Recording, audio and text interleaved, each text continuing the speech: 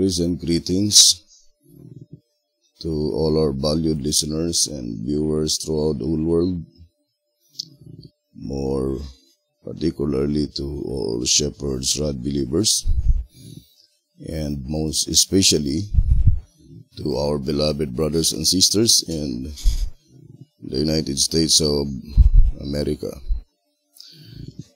Good evening, and may the good Lord bless you, brothers and sisters. This is our episode number 6 on the subject, the 144,000 going out of Egypt. Now I would like to continue our study reading 1 SP, page 61. It says, "The pure and lovely Garden of Eden, from which our first parents were driven, remained until God purposed to destroy the earth by a flood. God had planted that garden and especially blessed it.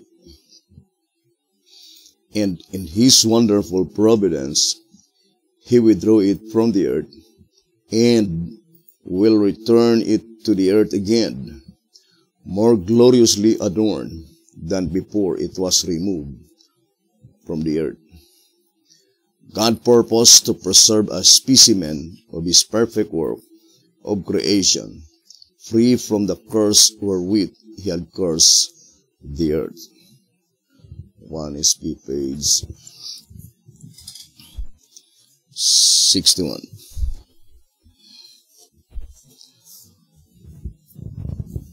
And the great controversy, 299, it says, "One of the most solemn and yet most glorious truths revealed in the Bible is that of Christ's second coming, to complete the great work of redemption. To God's pilgrim people, so long left to sojourn in the region and shadow of death, a precious, joy-inspiring hope is given in the promise of His appearing, who is the resurrection and the life, to bring home again His banished. The doctrine of the second advent is the very keynote of the sacred scriptures. From the day when the first pair turned their sorrowing steps from Eden, the children of faith have waited the coming of the promised one to break the destroyer's power and bring them again to the lost paradise." The Great Controversy, page 299. Now,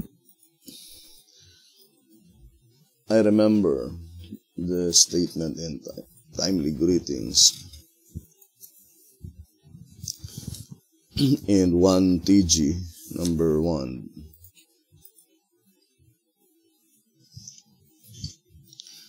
On page 8, it says, "But you say, if the Lord could not have brought Adam and Eve into the garden before first passing through death and the resurrection, did He have to curse the ground and cause them to earn their bread by the sweat of their brow? And why did He have to cause them to eat their bread in sorrow for 6,000 years? Because all who are ever to enter the kingdom get back into Eden must first come to themselves, as did the prodigal, for all must be brought to realize that everything away from the garden is nothing more than swine husk.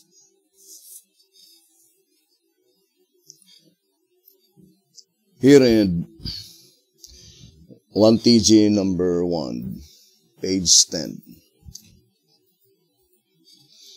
Why did mankind have to wait 6,000 years before he could return to Eden?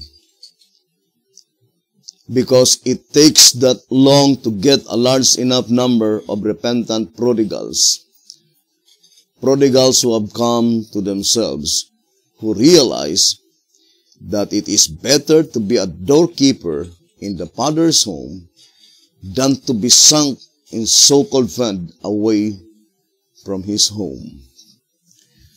God is not taking any of us back into Eden in the state of mind we were born with. No. More than He took Adam back into Eden in his fallen state.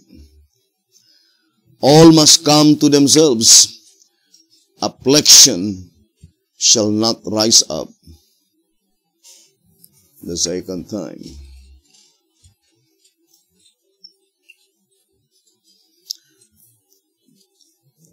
Here in 1 TG number 32, on page 18, and also on page 19. It says here, because there was nothing that could have been done to save our ancestors from shame, the Lord let the nations beat His people and scatter them to the four winds. He nevertheless left a promise that He would wait until they, as a people, have gone through their period of prodigality,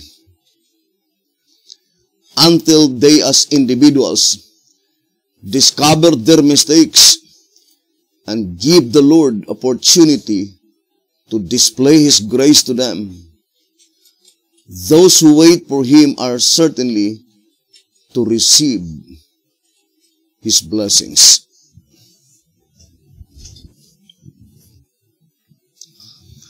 In page 19, 1 TG 32, page 19, it says, what is the reason that God so patiently waits? And why does He promise His grace so abundantly to His people? Because He is determined that they shall dwell in Zion and Jerusalem. His aim is to take them back there and to give them rest. His purpose is to end their weeping, to hear their prayers, and to grant their needs.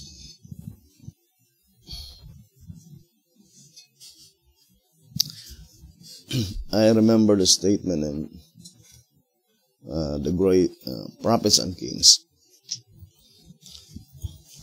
It says here,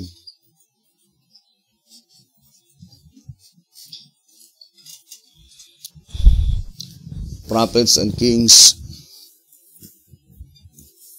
on page 731.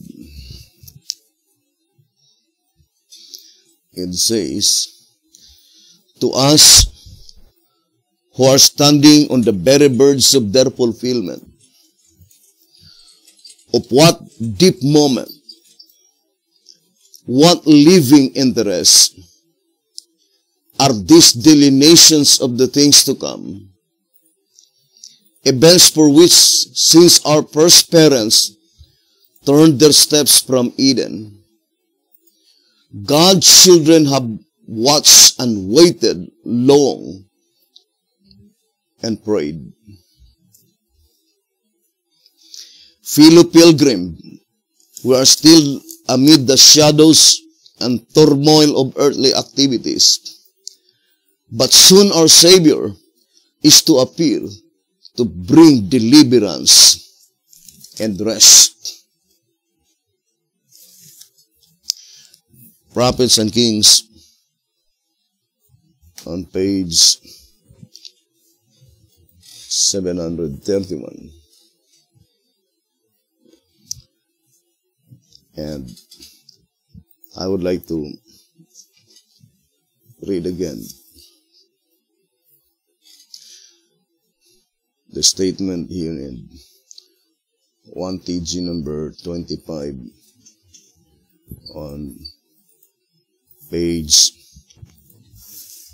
4. It says, this concerning Micah chapter 4, verse 1. But in the last days it shall come to pass that the mountain of the house of the Lord shall be established in the top of the mountains, and it shall be exalted above the hills, and people shall flow unto it. Although Micah forespoke sad news for ancient Judah, he forespoke this joyful news for Judah of the latter days. We know that the sad news is found in Micah chapter 3, verse 12. And the good news, or the joyful news, is found in Micah chapter 4, verse 1. And it says, trying indeed must it have been for Judah to look forward to her own destruction. That is ancient Judah, according to Micah chapter 3, verse 12.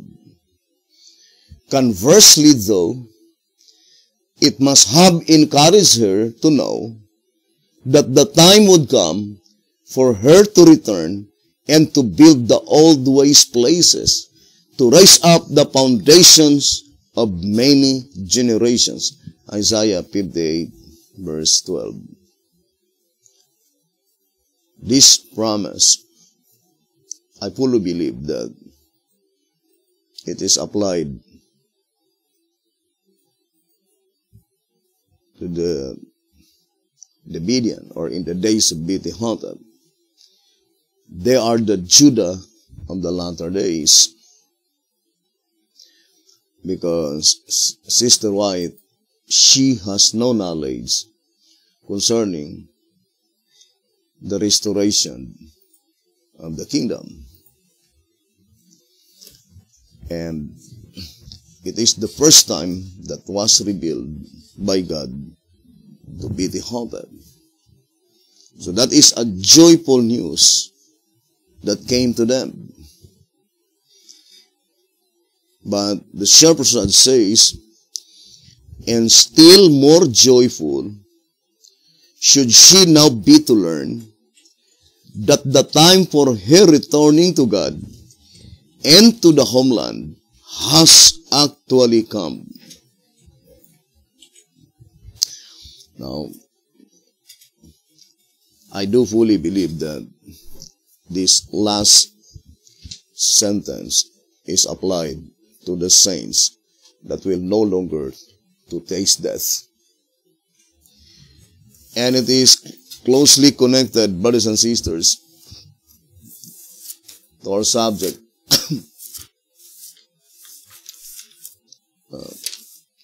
And I would like to read again on track number 2,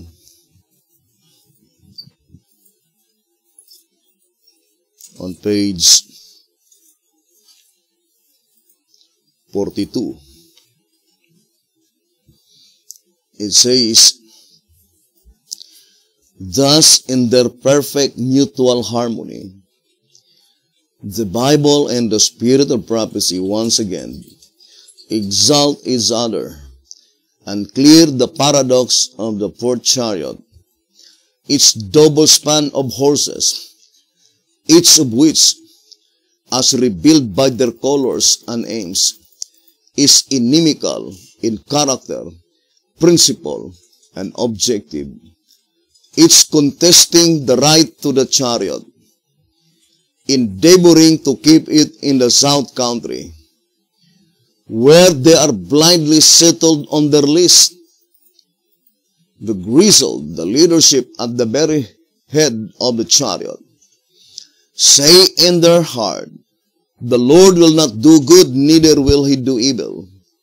Therefore their goods shall become a booty, and their houses a desolation. Zephaniah chapter 1, verse 12 and 13. Whereas the bay, the leadership behind the grizzled, seek to go to and fro through the earth. And in page 45, it says, track number 2, page 45.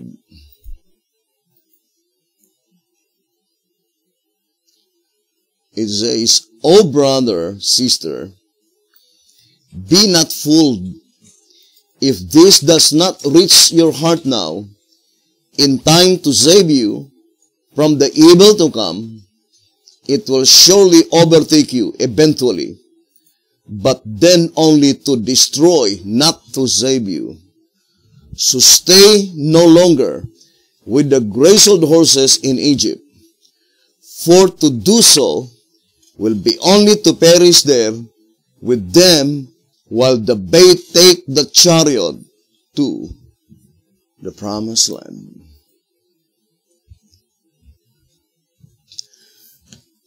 Now, let us go back again to our study concerning Zechariah chapter 6, verses 1 to 8. Let us go back to the chart in Zechariah chapter 6, verses 1 to 8. We already explained, brothers and sisters, that there must be an accurate significance why God places two horses in its chariot, and only the fourth chariot that has two pair of horses moving in opposite direction. Now, to repeat again, brothers and sisters, the focal point of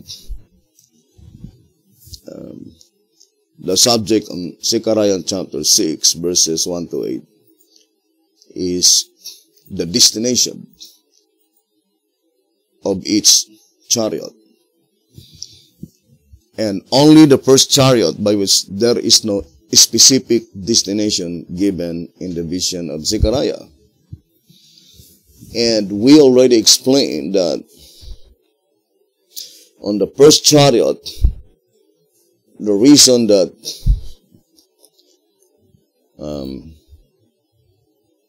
God did not mention any specific place by which the first chariot went is to signify that on the first section of the first chariot, which is the early Christian church, according to 2TG 22:22, that is the apostles or the apostolic church, they did not left the vineyard. They died on Jerusalem But since there are two horses, it points out to the second section of the first chariot, which is the early Christian church, and that is the epistles. And the epistles is the church that left the vineyard, according to tract number 12, page 43.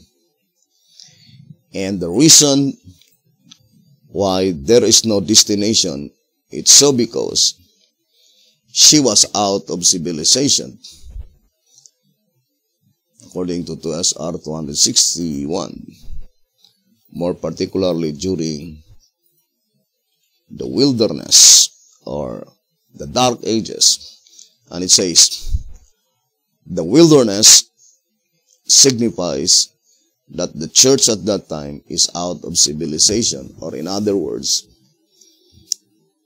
nobody knows where is the location of the woman, because it was miraculously hidden by Jesus Christ, according to tract number 12, page 43 and page 44.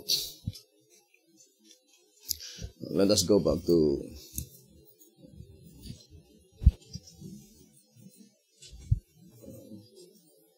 I've already mentioned many passages. Now, brothers and sisters,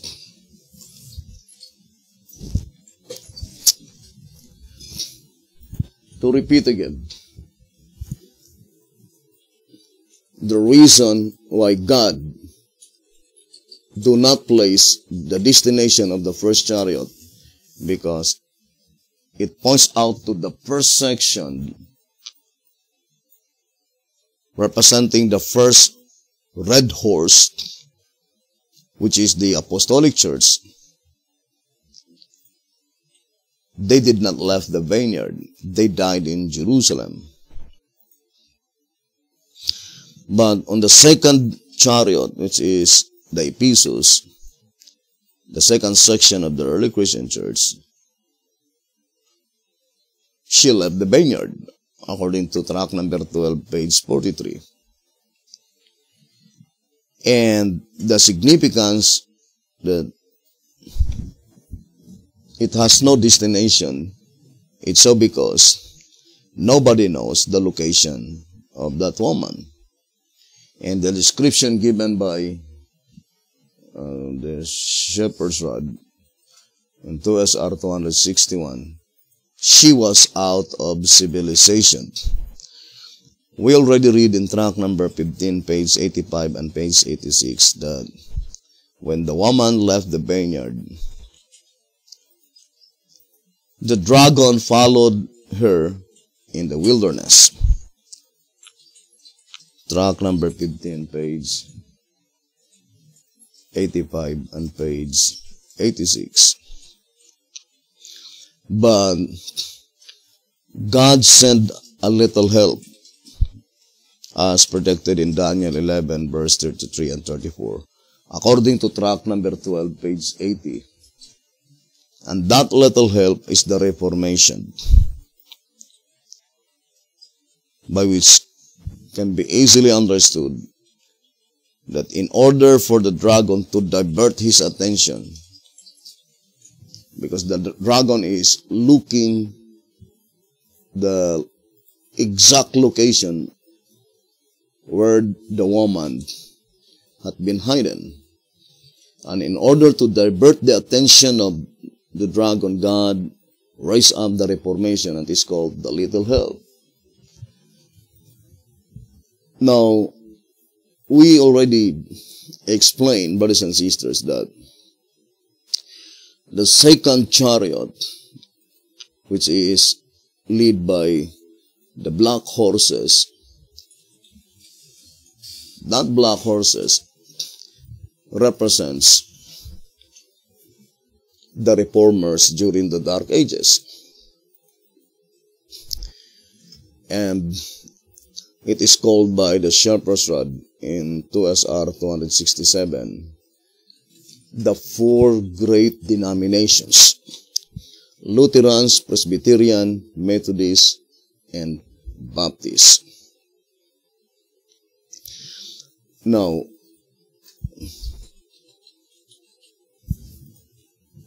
we know, brothers and sisters, that these movements were raised by God. The shepherds had made it so plain. And to SR page 228, saying, it says, if the church, 228 on 2SR, if the church woman, or which is the woman, was in the wilderness between the years 538 AD and 1798, in which period the above stated reformers did their wonderful work to bring about reformation by obedience to the scriptures, were they not called out and sent by God? Answer, surely they were. There can be no doubt about it. Their work, character, and sacrifice answers the question. Think of Luther, the father of Protestantism, who risked his life like those of God's great servants in the past. God, by the hand of Luther, tore asunder the doors of darkness, brought an end to the terrible persecution and bloodshed of the saints of the Most High, and caused the light in his written word to shine into the hearts of men. So that is very plain here in 2SR page 228. And that's why we're trying to emphasize, brothers and sisters, that for sure, Zechariah chapter 6, verse 8, by which, pointing to the black horses, that displeases the Spirit of God to be quieted in the north country, cannot be applied to the time when these four great denominations, the heavenly called founder, were still living or were still in existence. And for sure, that is after they pass away. And now, brothers and sisters, we already explained, first of all, that in this study, brothers and sisters, it is very noticeable. Why is it that God places Alexander Campbell as the founder of the Baptist Church, while in reality, the founder of the Baptist Church, it is not Alexander Campbell, but rather it is John Smith. Brothers and sisters, as far as history is thus concerned, we could have that history concerning John Smith. And that is even before Alexander Campbell was born. And you can see, brothers and sisters, the history, and that is John Smith, by which the founder of the English Baptist Church, brothers and sisters. And we know that it seems that Alexander Campbell, brothers and sisters, is, if you will look at the division from Martin Luther, John Knox, and John Wesley, brothers and sisters, placing these first three servants of God as the founder. Martin Luther was the founder of the Lutheran Church, and then we have John Knox, the founder of the Presbyterian Church, And we have John Wesley as the founder of the Methodist Church. There must be an absolute reason, an absolute significance. Why is it that B.T. Hotep places Alexander Campbell as the founder of the Baptist Church, by which historically it was not? But since we know that it was written by the gift of inspiration, there must be an absolute significance. And it is also closely connected to the subject, the beast and its image. Now, if you look at, brothers and sisters, only here in specifically Alexander Campbell that had been inserted in this study in Ezekiel chapter 4, which is not the founder of the said denomination or organization, because we know that William Miller is the founder of the Millerites, and Sister White is the founder of the Seventh-day Adventist Church. And B.T. Hotep is the founder of the This Day organization. Now, we already explained, brothers and sisters, that in Zechariah chapter 6, verses 1 to 8, let us go back again to the chart. The reason that God places 2 horses in each chariot to signify that each chariot, there are 2 sections of its leadership. Now, pointing to the first chariot, it is divided into 2 sections: the early Christian church, the Apostolic Church, and the Ephesus. Therefore, the second chariot, why God places 2 horses, to indicate that this second chariot, represented by the black horses, black represent bondage, pointing to 2 periods of time concerning the Dark Ages, or we call it 1,260, or the 1,260 years, brothers and sisters. And we know that in Zechariah chapter 6, verses 1 to 8, the focal point is verse 8. Now let us read, or the climactic event of the vision in Zechariah chapter 6 is verse 8. Now let us read Zechariah chapter 6, verse 8. It says, Then cried he upon me, and spake unto me, saying, Behold, this that go toward the north country have quieted my spirit in the north country. Now, the question is that, why is it that the Bible inscribe it in plural form? Behold, this that go toward the north country have quieted my spirit in the north country. Zechariah chapter 6, verse 8.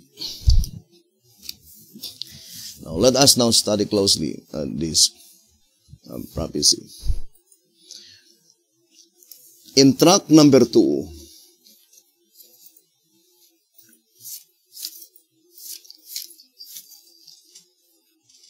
let's read again. In track number 2, from pages 29 and page 30, it says, the concluding revelation is, behold, these that go toward the north country have quieted my spirit in the north country. Zechariah chapter 6 verse 8. After the warning message by the Millerite movement had been rejected by the churches, in fulfillment of the words, have quieted my spirit in the north country, God withdrew His Spirit from them. In evidence of this, the second angel announced, Babylon is fallen. Revelation 14, verse 8.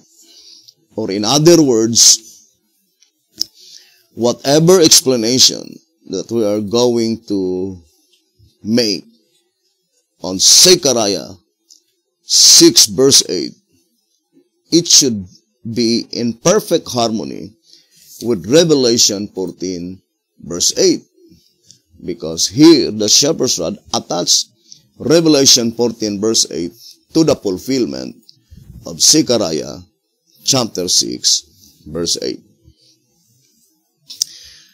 Now, let us focus to that portion in Zechariah chapter 6, verse 8, together with Revelation 14, verse 8. Now, I would like to read the statement first in 2SR page 97. But as the disappointment came in 1844, through the misunderstanding of what was to transpire at the end of the prophetic period, the movement created by Miller came to its end. So that is very plain in that reading, brothers and sisters, that the Millerites movement ended in October 22, 1844. And for sure, that statement in 2SR page 107, brothers and sisters, I would like to read a statement here.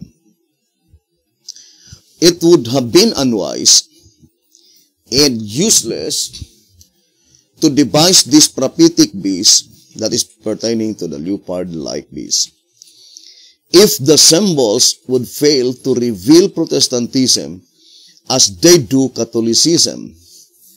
Before the 1,260 years ended in 1798, the four Protestant denominations were already in existence, namely Lutheran, Presbyterian, Methodist, and Christian.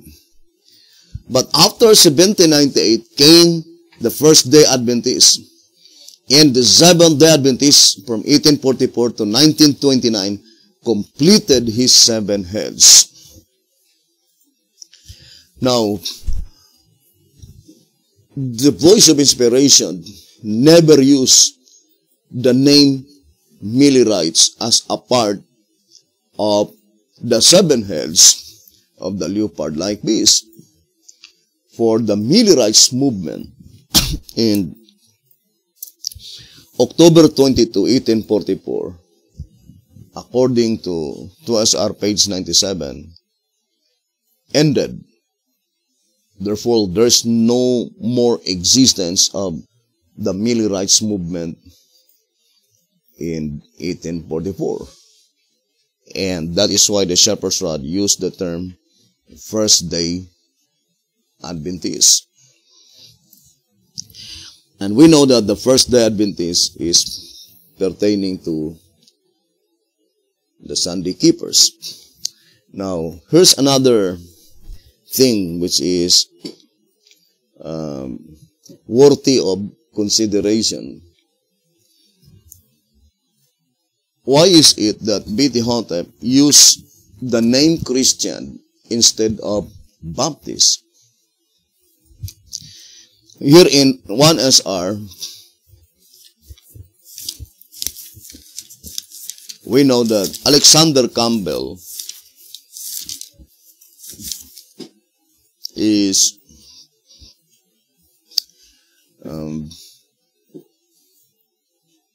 regarded by inspiration as the founder of the Baptist Church. Let's read 119 in 1SR. It says, lentils are used to represent the fourth portion of truth, and that is Alexander Campbell is credited with making the fourth step upward by teaching the doctrine of baptism by immersion, symbolized by the lentils. The variety lentils representing the fourth doctrine, baptism by immersion, is not known or used even as much as barley, so with the truth of immersion.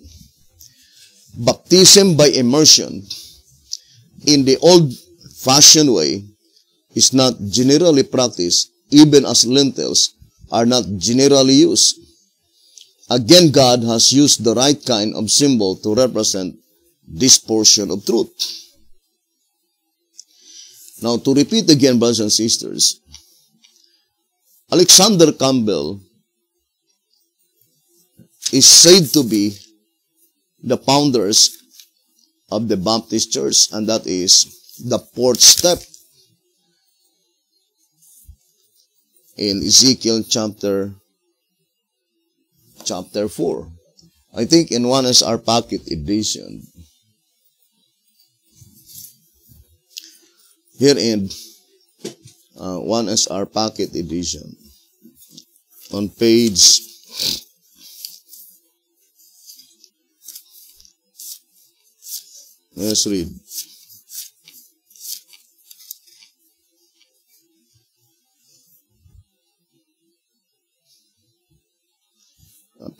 81. It says, 1SR Pocket Edition, page 81. It is widely understood that during the period from the canonizing of the New Testament scriptures to the call of Martin Luther, the truth was cast to the ground, Daniel 8 verse 12, and that it then began to be lifted, first by the Lutherans preaching the doctrine of faith, the beginning of the Reformation, then followed by a portion at a time, successively by the Presbyterians preaching the doctrine of the Holy Spirit, and by the Methodists preaching the doctrine of grace, by the First-day Baptists preaching the doctrine of baptism, by the First-day Adventists preaching the doctrine of the 2,300 days, Daniel 8:14, leading to a correct understanding of the sanctuary truth, and by the Seventh-day Baptists preaching the Sabbath truth. Finally, the Seventh-day Adventists, and they only embrace all these doctrines, but divinely illuminated. Now, this is the only reading, brothers and sisters, in the entire Shepherd's Rod publications by which B.T. Hotep called it First-day Baptist and also Seventh-day Baptist. 1SR Pocket Edition, page 81. And since we already stand with the position that accordingly, in track number 15, page 78, from the aforementioned examples, we already see that the time has come for all faithful Bible students after saving truth, to realize that inspiration never does anything vain or careless. Its work is ever accurately constructed, always dependable, at face value, and explicit beyond improvement. And this statement must be applied as well to the Shepherd's Rod publications, that it is accurately constructed, brothers and sisters, and nothing written in these publications which is vain or careless. It is always dependable at face value, brothers and sisters. And that's why in the old symbolic code, it says here, old symbolic code on 2 symbolic code, number 7 and 8, on page 10, it says, hence, as there are no useless words in either of the writings, those who desire to know the truth must carefully mark every word. Otherwise, they will never comprehend the truth, and as a consequence, they will be driven by the winds as the waves of the sea, until the winds cease blowing, probation closes, and they be left to sink down in their sins as do the waves in the sea. So, there are no useless words in the Shepherd's Rod publications, brothers and sisters. And it is accurately constructed.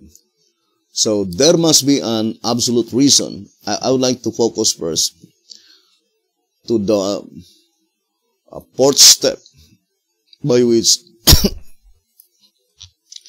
in 2SR 267, instead of using the name Baptist, B.T. Hotep used the term Christian. Now let's read here in 2SR 267. It says, what about the 4 great denominations that were raised up prior to that time, namely the Lutherans, Presbyterians, Methodists, and Christian? So among the 4 great denominations, only the 4th one, by which the name is changed from Baptist to Christian. And there must be an absolute significance, brothers and sisters, because it is not just a name, because we fully believe that the Lutherans, Presbyterian, and Methodists are also Christian. And secondly, brothers and sisters, it is very noticeable in the historical event that Alexander Campbell, let us look at the history of Alexander Campbell. Alexander Campbell, we know he was originated in, it says, a Scant Irish immigrant who became an ordained minister in the United States, brothers and sisters. So, Alexander Campbell originated from the continent of Europe, but he became an ordained minister in the United States of America. And it is very noticeable. Also, B.T. Hotep, brothers and sisters, we know that B.T. Hotep was a Bulgarian. and then he became a Seventh-day Adventist when he arrived in the United States of America. Now, let us go back to our reading and track number 2. As we stated before, that the climactic event in Zechariah chapter 6, for sure, is verse 8. When God declared that He withdrew His Spirit from them. Now, to repeat again, the Bible inscribed the scripture in plural form by saying the concluding revelation is, behold this, that is in plural form. T-H-E-S-E. Behold this, that go toward the north country, have quieted my spirit in the north country. Grammatically, brothers and sisters, the word go indicates that previously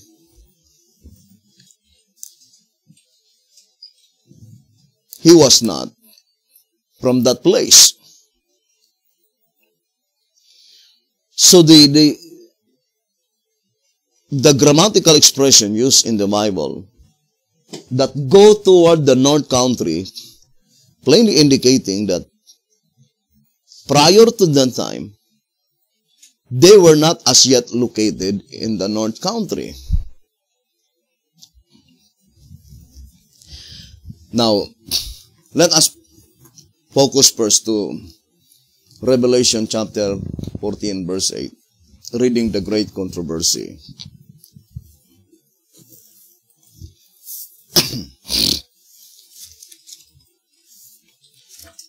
The great controversy on page 390. The second angel's message of Revelation 14 was first preached in the summer of 1844, and it then had a more direct application to the churches of the United States, where the warning of the judgment had been most widely proclaimed and most generally rejected, and where the declension in the churches had been most rapid. But the message of the second angel did not reach its complete fulfillment in 1844. The churches then experienced a moral fall in consequence of the refusal of the light of the Advent message. But that fall was not complete, as they have continued to reject the special truths. For this time, they have fallen lower and lower. Not yet, however, can it be said that Babylon is fallen, because she made all nations drink of the wine of the wrath of her fornication. She has not yet made all nations do this. The spirit of world conforming and indifference to the testing truths for our time exists and has been gaining ground in churches of the Protestant faith in all the countries of Christendom. And these churches are included in the solemn and terrible denunciation of the second angel, but the work of apostasy has not yet reached its culmination. The Bible declares that before the coming of the Lord, Satan will work with all power and signs and lying wonders, and with all deceivableness of unrighteousness, and they that receive not the love of the truth, that they might be saved, will be left to receive a strong delusion that they should believe a lie. 2 Thessalonians chapter 2 verse 9 to 11. Not until this condition shall be reached, and the union of the church with the world shall be fully accomplished throughout Christendom, will the fall of Babylon be complete. The change is a progressive one, and the perfect fulfillment of Revelation 14 verse 8 is yet future. Now, we know that the shepherd's rod is very plain that concerning the three angels' messages, the direct application must be in the judgment for the living.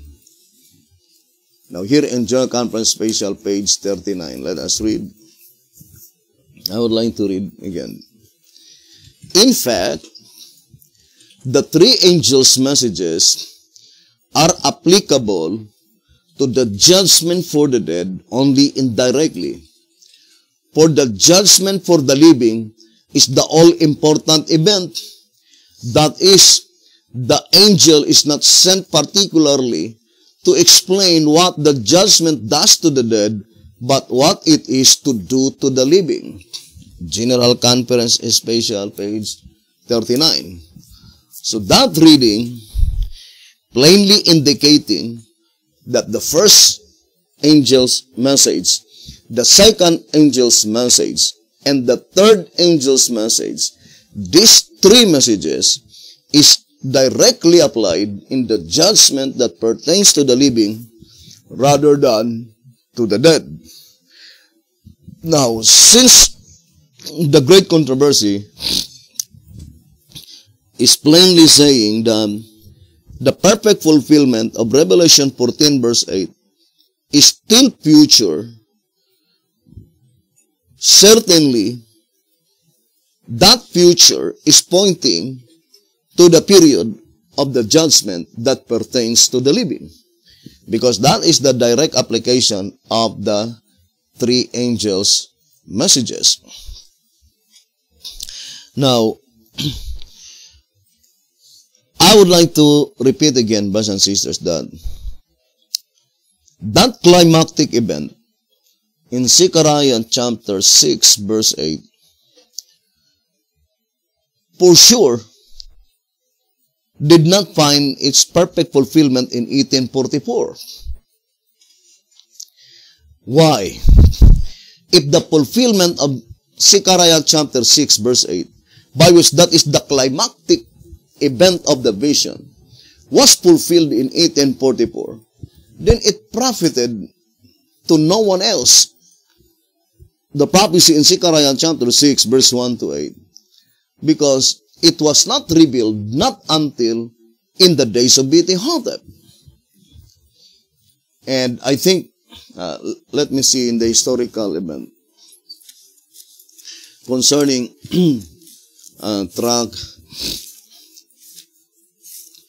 track number 2. Let's read. So here in the Shepherd's Rod, track number 2, it was published in December 29, 1933, according to track number 13, page 44 and 45. Now, to repeat again, brothers and sisters, this statement in track number 2, let's read.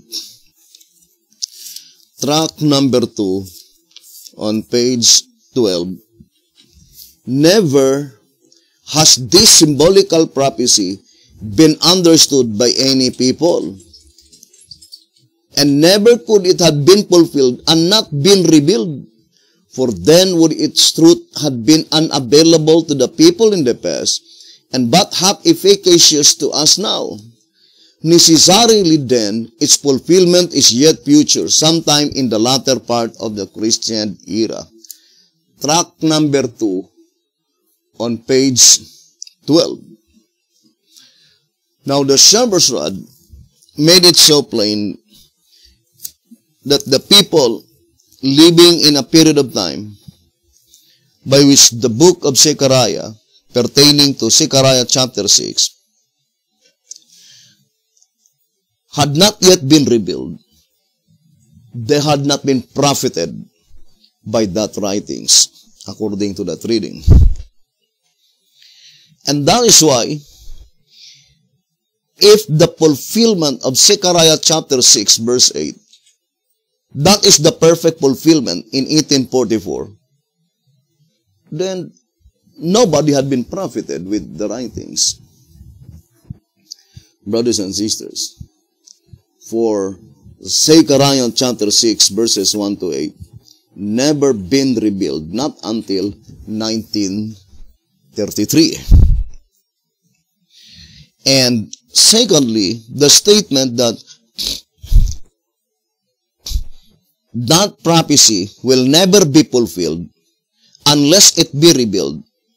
Yes, it was revealed in the days of Beti-Hotep, in his lifetime. But they were already dead. Therefore, that statement in tract number 2, page 12, must be pointing to the people, which is the particular object in view by which the complete fulfillment of Zechariah chapter 6, verses 1 to 8, will be finally realized and materialized, and they will experience the fulfillment of such event. And since we already proved with absolute fact in tract number 2, by which Beti-Hotep attached Revelation 14:8 in connection with Zechariah chapter 6, verse 8, in tract number 2, page 29 and page 30, then absolutely it utters the impossibility that you could be able to comprehend Zechariah chapter 6, verse 8, unless we have a complete understanding concerning Revelation 14, verse 8.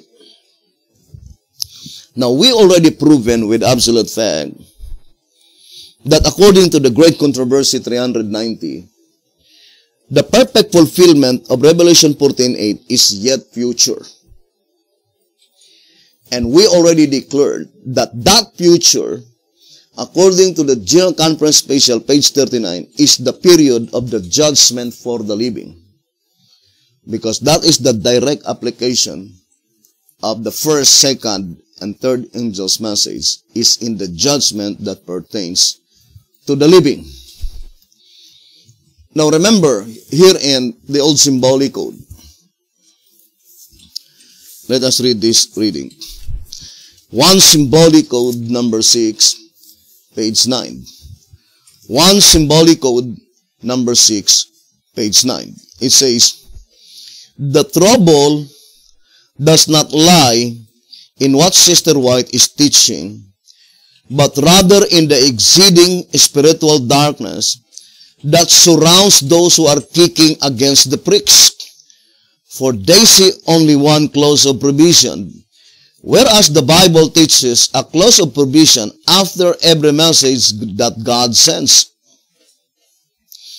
As there was a clause of provision for the antediluvians, for the inhabitants of Sodom and Gomorrah, and for the Jewish nation, just so there is a clause of provision for each individual at the moment that individual rejects the message. Therefore, after the first and second angels' messages were presented to the people, at that time, their probation clause and their destinies were unalterably fixed either for eternal life or eternal death, as was the case with Saul, king of Israel.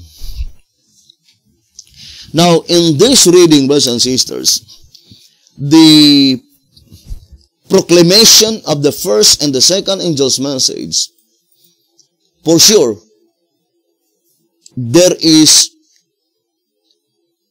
an allotted period of time. Because the statement says, after the first and the second angel's message were presented to the people at that time or in that period of time, and they continually reject the proclamation of the first and second angel's message, their probation closed. Now, brothers and sisters,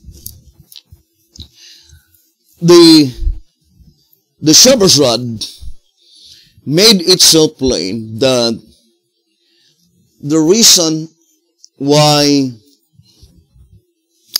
God's Spirit had been quieted in the North Country is due to the fact of the rejection of the message brought by William Miller. And we know that the message brought by William Miller is the first angel's message, and also it is called the midnight cry. Let us read again the statement in track number 2, page 29 and page 30. The concluding revelation is, behold, these that go toward the north country have quieted my spirit in the north country. Zechariah chapter 6 verse 8. After the warning message by the Millerite movement had been rejected by the churches, in fulfillment of the words, have quieted my spirit in the north country, God withdrew His Spirit from them. In evidence of this, the second angel announced, Babylon is fallen. Revelation 14, verse 8. Now, the very message that causes God's Spirit to be quieted in the north country is the message proclaimed by William Miller. And we know that that is the first angel's message, and also called as the midnight cry. Here in 2SR page 181. Let's read 2SR page 181.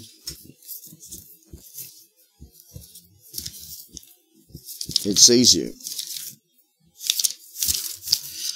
the midnight cry was first proclaimed prior to 1844, and the coming of the bridegroom was Christ coming to the most holy place in the heavenly sanctuary for the investigative judgment of the saints.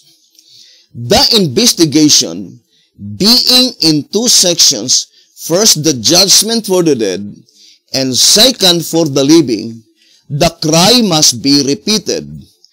Otherwise, we would have no present truth for the time of the judgment of the living. The cry for the living being of a greater importance to the world than the one for the dead, and as the virgins are a figure of the living church, the parable must have a direct application to the church at this present time. The coming of the bridegroom for the judgment of the living, but indirectly it points back to the commencement of the midnight cry, the first angel's message, the judgment for the dead. 2SR page 181. Now here,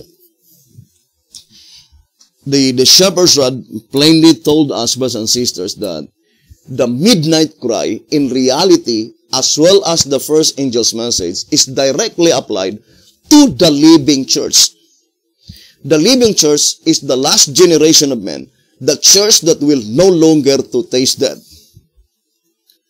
Brothers and sisters, now, we already read in one symbolic code, number 6, page 9, that after the proclamation of the first and second angel's messages were presented to the people at that time, their probation closed. In the primary application, we know that the second angel's message was proclaimed in October 23, 1844, immediately after the disappointment. Now, the statement that their probation closed at that time is also supported by the statement in Selected Messages, Book 1, by which the prophet says, concerning the open and shut door message. Now, let us read here in selected messages. Book 1, page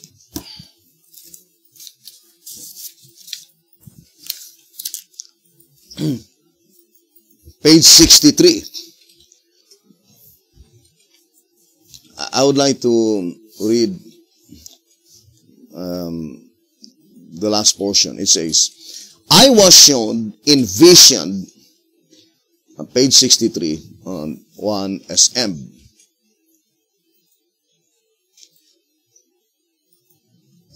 It says, I was shown in vision, and I still believe that there was a shut door in 1844.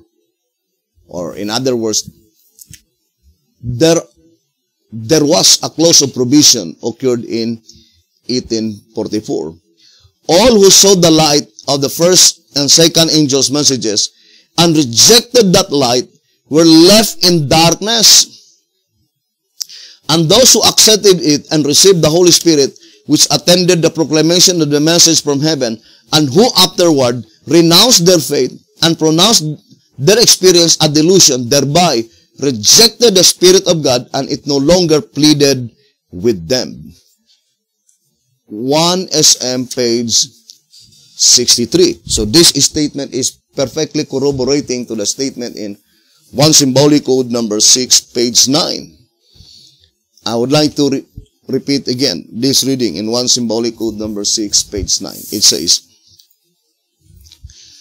therefore, after the first and second angels' messages were presented to the people at that time, their probation closed, and their destinies were unalterably fixed, either for eternal life or eternal death, as was the case with Saul, king of Israel. And for sure, this statement is more directly applied in the judgment that pertains to the living, brothers and sisters, and it is connected to the rejection of King Saul, king of Israel. And we know antitypical Saul is pointing to the Seventh-day Adventist Church. Now let us read tract number 8. In page 48, I would like to read this statement. Tract number 8, page 48.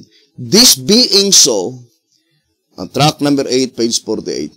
This being so, then it necessarily follows that Saul, the first king who reigned over Israel and who was largely responsible for the early experience of David's life, is a type of the church leadership in the period preceding the loud cry, the leadership which was raised up in 1844. So the shepherds had made it so plain that that leadership that had been raised in 1844 is antitypical Saul. And we know that although in 1930 the Seventh-day Adventist Church had been demoted, but accordingly, brothers and sisters, they were not as yet spewed out from the mouth of God. So I would like to read 2 Symbolic Code number 10, page 6. It says, demoted but not yet cast out. 2 Symbolic Code number 10, page 6. It says, demoted but not yet cast out. And we explained several times that the phrase yet, not yet, or as yet, as stated in 2 TG 18:22, the phrase as yet, according to that reading, indicating that there is an appointed time that the Seventh-day Adventist Church will be cast out. And when would that be? That is typifying King Saul, the king of Israel. But in our reading, in 1 Symbolic Code number 6, page 9, it is after the first and the second angel's messages were presented, were proclaimed, or in other words, after the proclamation of the first and second angels' messages, there must be a probation that will close. And first of all, more particularly, brothers and sisters, to the antitypical soul, which is pointing to the Seventh-day Adventist Church. Now let us go back to our subject concerning the first and the second angel's message. In early writings, I would like to read this reading.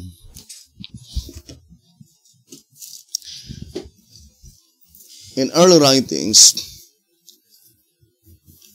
the small prophecy plainly telling brothers and sisters that those who rejected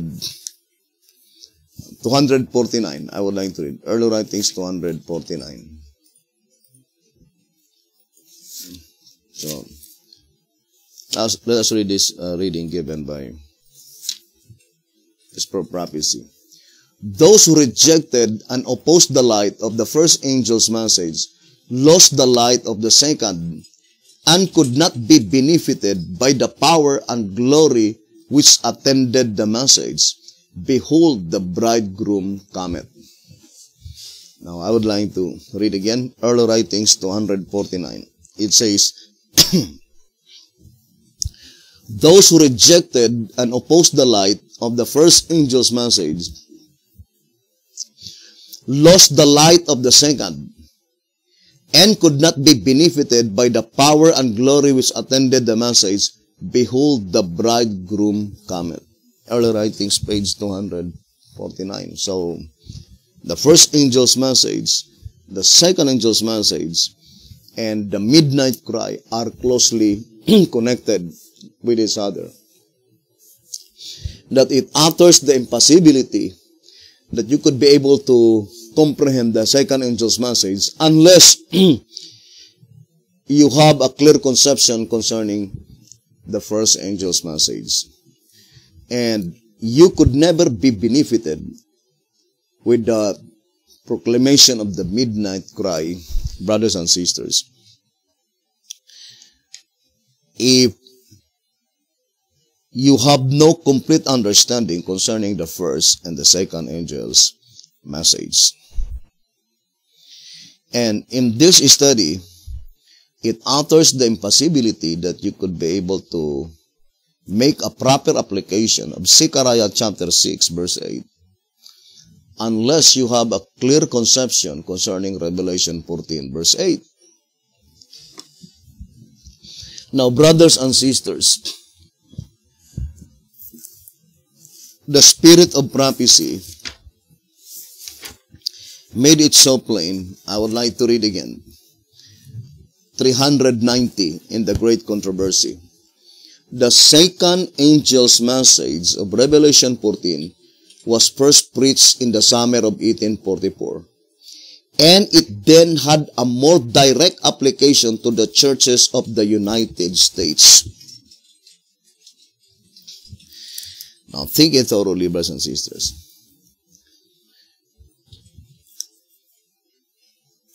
The direct application of Revelation 14:8, according to this reading, is pointing to the churches of the United States of America. You can never read any single citation that is opposite to this statement, that the second angel's message is directly applied to the churches in the United States of America. And secondly,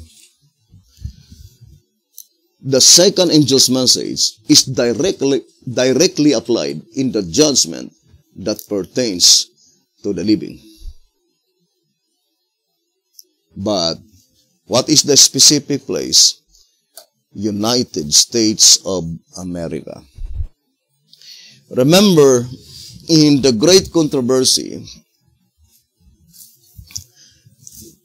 let's read the statement in the great controversy 383. It says, the message of Revelation 14 announcing the fall of Babylon must apply to religious bodies that were once pure and have become corrupt. The Great Controversy, page 383. So the message of the second angel announcing the fall of Babylon must apply to the religious bodies which were once pure and then later on became corrupt. That statement can never be applied to the churches by which it never been God's church ever since. And that's why this reading in the Old Symbolic Code, I would like to read this statement in the Old Symbolic Code.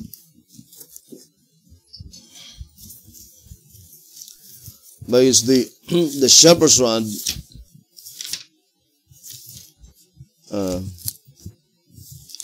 use this statement, brothers and sisters. In 1 Symbolic Code number 4, page 8, I would like to read the statement. 1 Symbolic Code number 4 on page 8. It would have been illogical, 1 Symbolic Code number 4, page 8. It would have been illogical if all of the 7 churches, candlesticks, Revelation 1 verse 20, were not represented by a symbol of the same likeness as that of the other 6 churches, Ephesus, Smyrna, Pergamos, Thyatira, Sardis, and Philadelphia.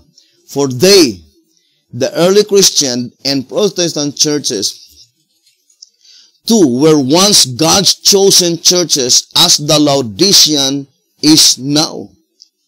So that statement, were once God's chosen churches, is synonymous to the statement in the Great Controversy 383,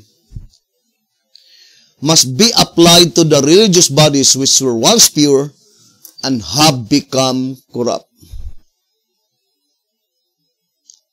Meaning, those churches were once God's church, and in the process of time, later on, it became corrupt. So that is the only churches by which the message of the second angel must be applied. Revelation 14, verse 8. Remember that in the beast study, brothers and sisters, according to 2SR page 112, I would like to read again. It says, although we will deal this subject in the subject, the beast and its image. Therefore, if this beast represents our world at the present time, would it not be unwise on the part of God if He should have neglected to foresee the present day multiplicity of sects and the great confusion among Christendom, if the symbols by this beast fail to reveal the true condition of the churches? As the nondescript beast tell the fall of the church in the period he represents, so must the scarlet-colored. In fact, this is the principal reason why these prophetic beasts are presented. 2SR page 112. So the shepherd's rod made it so plain that the principal reason why God showed the vision to John the Revelator in the island of Patmos is to reveal the true condition of the churches. What churches? It could not be the pagan churches. To reveal the true condition of the churches which were once, it is God's church. To reveal the true condition of the churches. And second, to tell the fall of the church. Therefore, that two reasons, brothers and sisters, must be distinct and separate. There are two principal reasons, according to 2SR page 112, why God revealed this revelation to John in the island of Patmos. And first of all, we need to have a clear conception that accordingly, in 2SR page 88, I would like to read 2SR page 88, where systems and governments do not all exist at the same time, the symbols show their consecutive order. Another factor to be noted that every symbol of the entire procession of the beast point out facts that were to transpire within the period represented by each beast, and not one of them refers to anything in the past save the hereditary ancestral characteristics. Therefore, heads or horns have no reference to anything before or after the period represented by the beast. It is also unnatural for heads, members of the beast, to exist before or after the beast himself. Therefore, it would be inconsistent to conclude that the horns as well as the heads could denote a consecutive order of systems so long as they all appear at the time of the closing act of the beast. The leopard-like beast in his wounded state must be intended to prophetically point out the existing condition with the present civilization. Now, look at the statement here in these two paragraphs in 2SR page 88. The shepherd's rod made it so plain that each beast point out facts that were to transpire within the period represented by each beast. Now, let us focus first to the scarlet-colored beast. What is the principal reason why God revealed the scarlet-colored beast to John? We already read, right? In 2SR 112. To reveal the true condition of the churches. And second, to tell the fall of the church.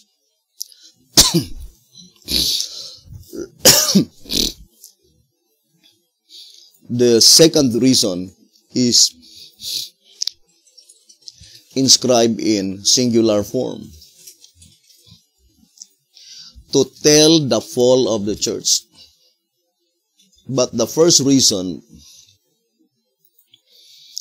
is inscribed in plural form. To reveal the true condition of the churches. 2SR page 112. So, there must be two principal reasons why God revealed to John in the island of Patmos concerning the scarlet-colored beast. The first reason is that to reveal the true condition of the churches. The second reason The second principal reason is that to tell the fall of the church. This is the question. Who are they, the churches mentioned, by which the principal reason that God revealed the scarlet-colored beast is to reveal the true condition of that churches. Brothers and sisters, I would like to read first 2SR page 69.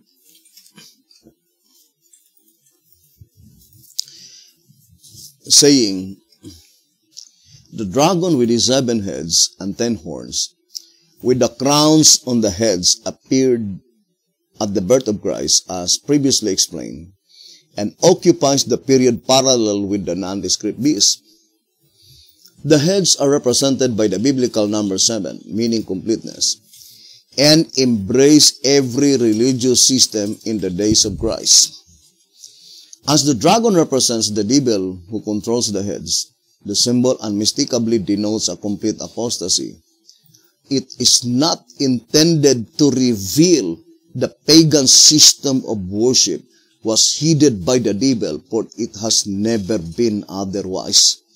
It was the Jewish church that had apostatized, and that is what made the biblical number 7 heads. Now this reading, for sure, must be the same to 2SR 112. As a matter of fact, B.T. Hotep in 2SR page 112 make a comparison with the devil and the scarlet-colored beast. In 2SR 112, it says, 2SR 112, his scarlet color denotes curse, as it does on the dragon, the devil, in Revelation chapter 12, verse 3. And the words go into perdition, Revelation 17, verse 11, reveal that he is to bring this world to an end by a curse that will result in entire ruin, utter destruction, future misery, or eternal death. 2SR page 112. Now, if the intention of the symbolization of the dragon is not to reveal the churches by which those churches never been of God ever since, then the scarlet-colored must also be the same. Because it is just a waste of time that God would reveal very important messages to John the Revelator in the island of Patmos. But in reality, just to reveal that the pagan system of worship was heeded by the devil, by which in reality, there is no need for God to portray those churches, because it is apparent, it is not of God ever since. So the focal point of the beast revelation is to reveal those churches which is of God and later on had been defeated by the devil. The same with the declaration of the second angel's message in Revelation 14 verse 8 must be applied to the religious bodies which were once pure and have become corrupt. Or, in other words, it must be applied to the religious bodies by which it were once of God and later on became a part of the devil's scheme. Now, to repeat again, I would like to re-emphasize again the principal reason why God revealed the scarlet-colored beast to John in the island of Patmos. There are two principal reasons. First, to reveal the true condition of the churches. Second, to tell the fall of the church. It did not say to reveal, but just to tell the fall of the church. The first reason it was inscribed in plural form. The same as Revelation 14 verse 8 must be applied to the religious bodies which were once pure and have become corrupt, to reveal the true condition of the churches, inscribed in plural form. But the second principal reason is inscribed in singular form, to tell the fall of the church. Now, our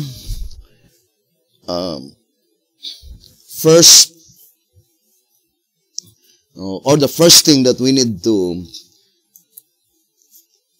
ascertain clearly, who are they, the churches mentioned in 2SR 112, to reveal the true condition of the churches?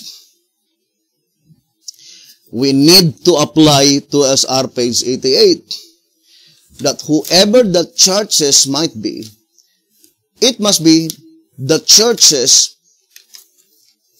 found in the period of the scarlet-colored beast. Because in 2SR page 88, it says, the entire procession of the beast point out facts that were to transpire within the period represented by each beast. And not one of them refers to anything in the past. Now, concerning the scarlet-colored beast, the period of the scarlet-colored beast commenced in 1929. Now, let us read 2SR 114.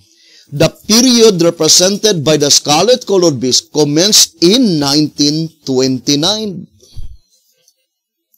So, whatever the principal reasons why God revealed or showed that vision to John concerning the scarlet-colored beast in the island of Patmos, it is to reveal the true condition of the churches and to tell the fall of the church.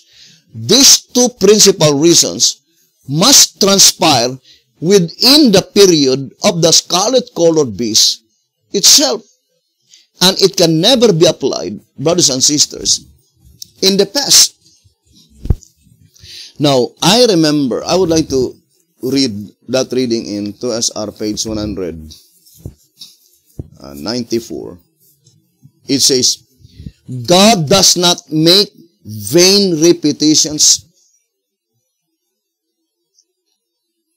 Now, the shepherd says, God does not make vain repetitions, neither would he waste the time of his servants to write them.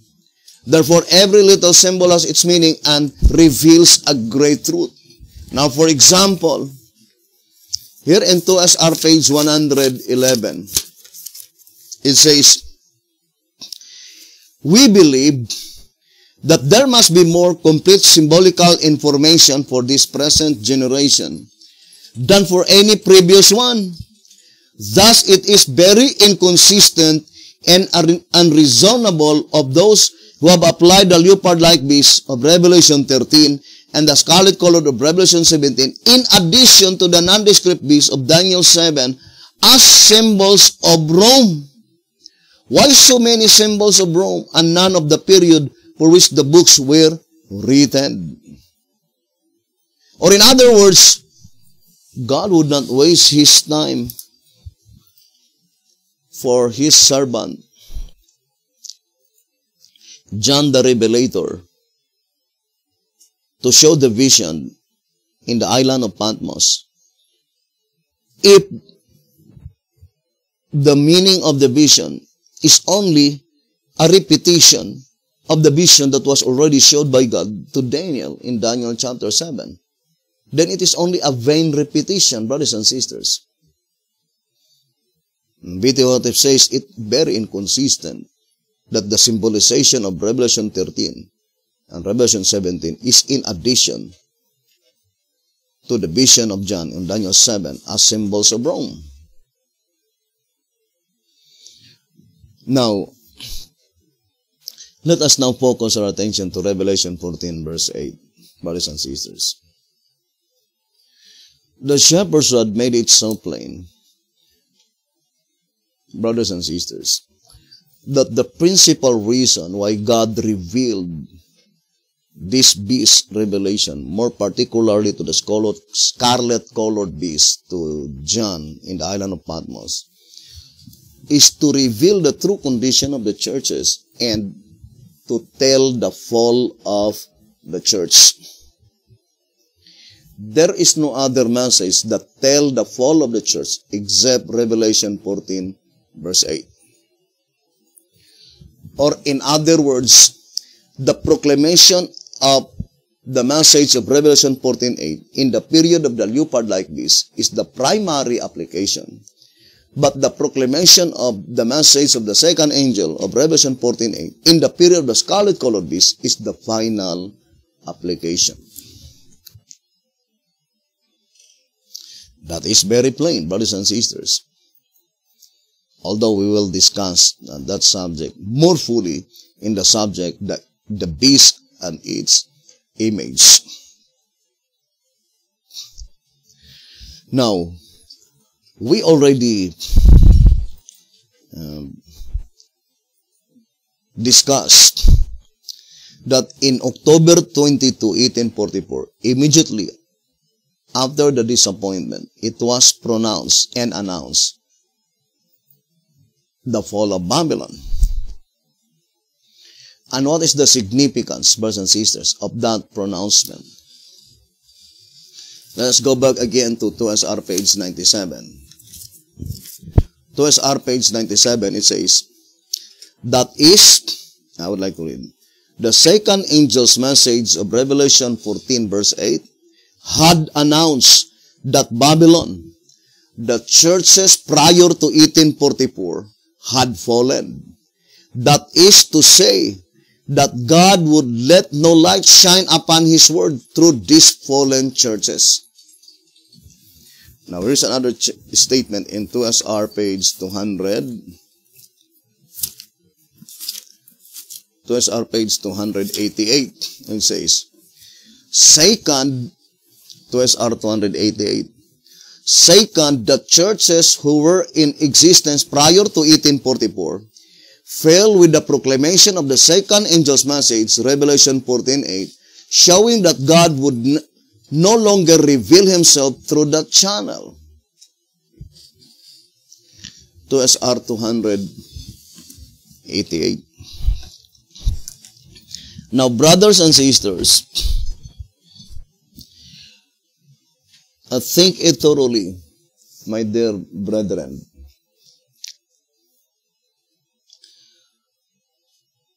According to 2SR page 97 and 2SR 288, the significance of the announcement of the second angel's message is that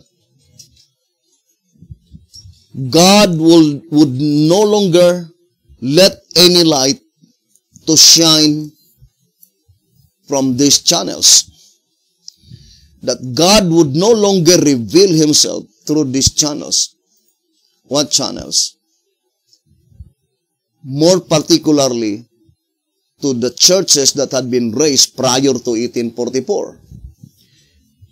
And that was, we know the Lutherans, Presbyterian, Methodist, Baptist, and the First-day Adventists.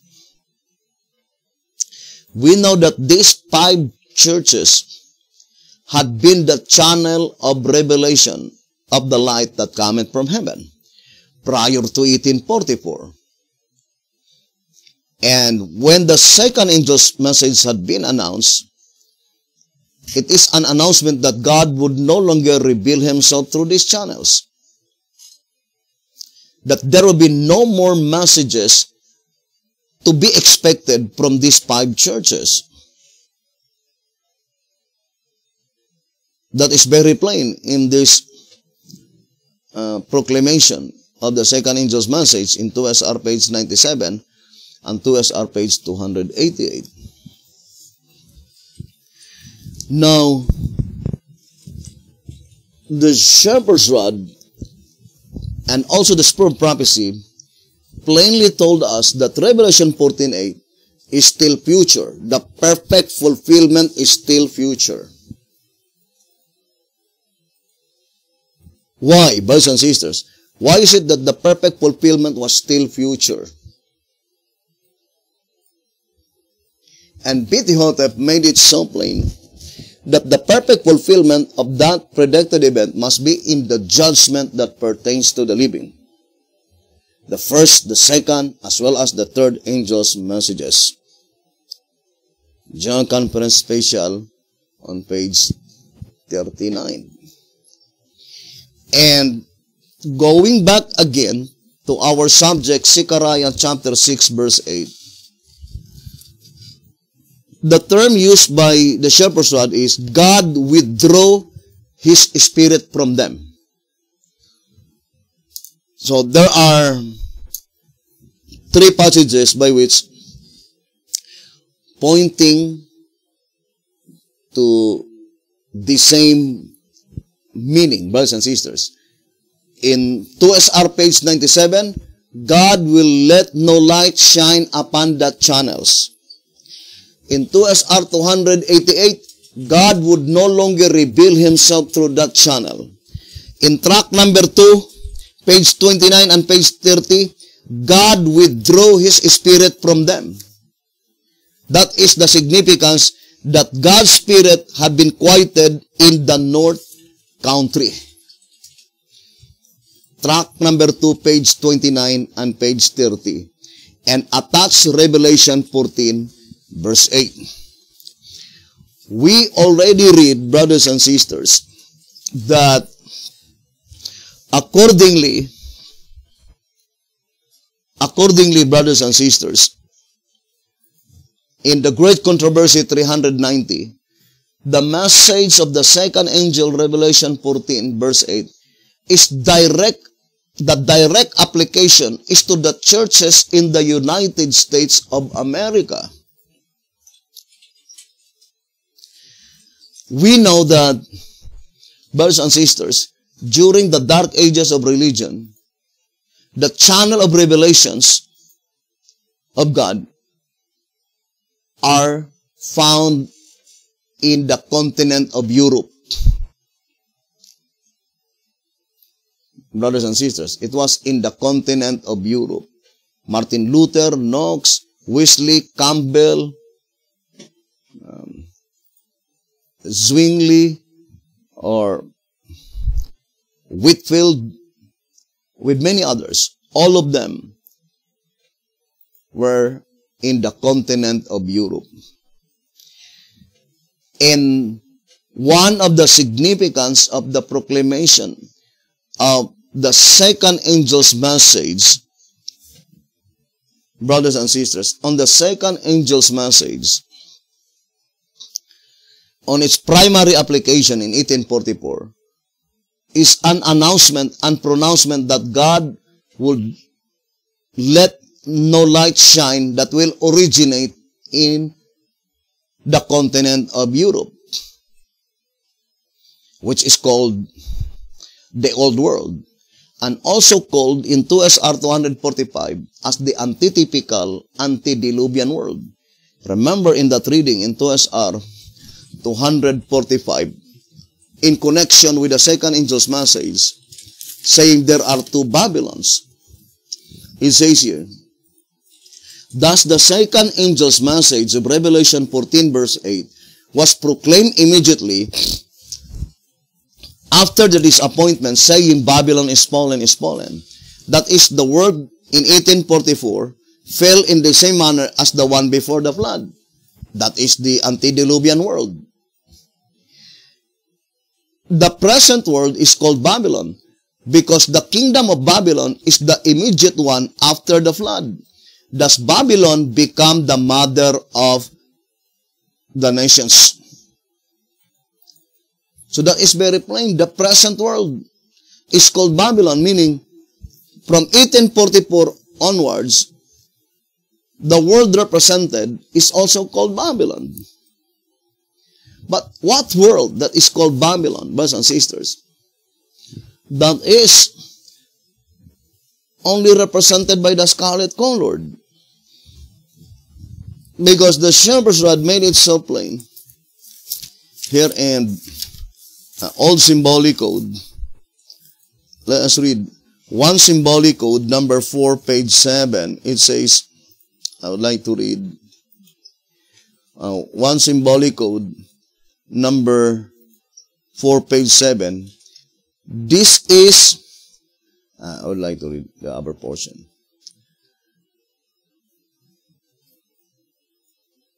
It says, above mentioned is the third, of which the scarlet-colored beast of Revelation 17 is symbolical. This is the only beast in the Revelation that is called Babylon, of which the Seventh-day Adventist Church cannot be a part. Now think it thoroughly, this reading. One symbolic code, number 4, page 7, brothers and sisters. The only beast which is called Babylon in the book of Revelation is only the scarlet-colored beast. And the shepherd's rod says, the present world is called Babylon. I would like to read again, 2SR page 245. It says, the present world is called Babylon. Now, in 2SR page 112, it says, therefore, if this beast represents our world at the present time, so the present world is represented by the scarlet-colored beast, but it is in 1929. Brothers and sisters, it is in 1929 because the commencement of the scarlet-colored beast commenced in 1929, according to 2SR page 114. Now, let us ponder deeply, brothers and sisters. Let us think it thoroughly. Revelation 14 verse 8.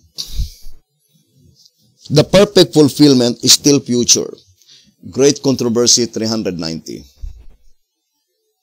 The three angels' messages is directly applied in the judgment that pertains to the living. General Conference Special, page 39.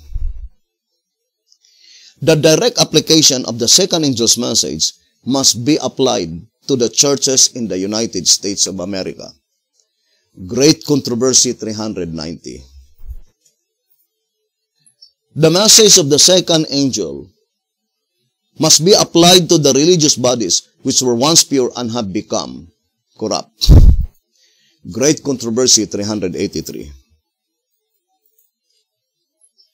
Now, the principal object why God revealed the scarlet-colored beast is to reveal the true condition of the churches and to tell the fall of the church. There is no other message to tell the fall of the church except Revelation 14 verse 8.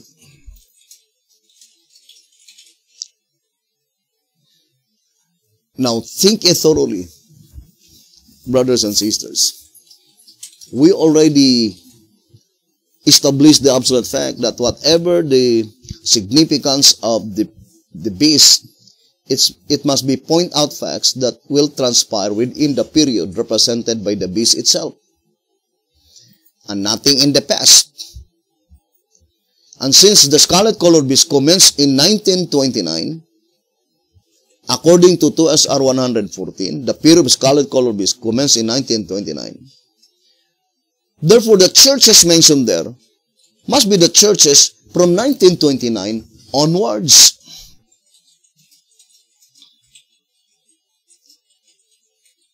Now, the divine principle in this study, since it is called procession, the procession of the beast,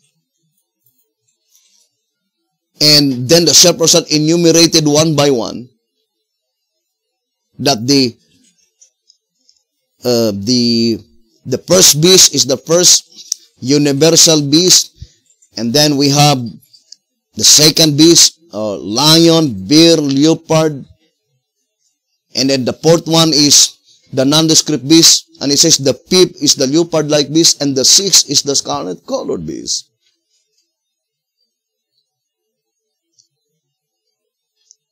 As is stated in the Shepherd's Rod publications, brothers and sisters, or in 2SR.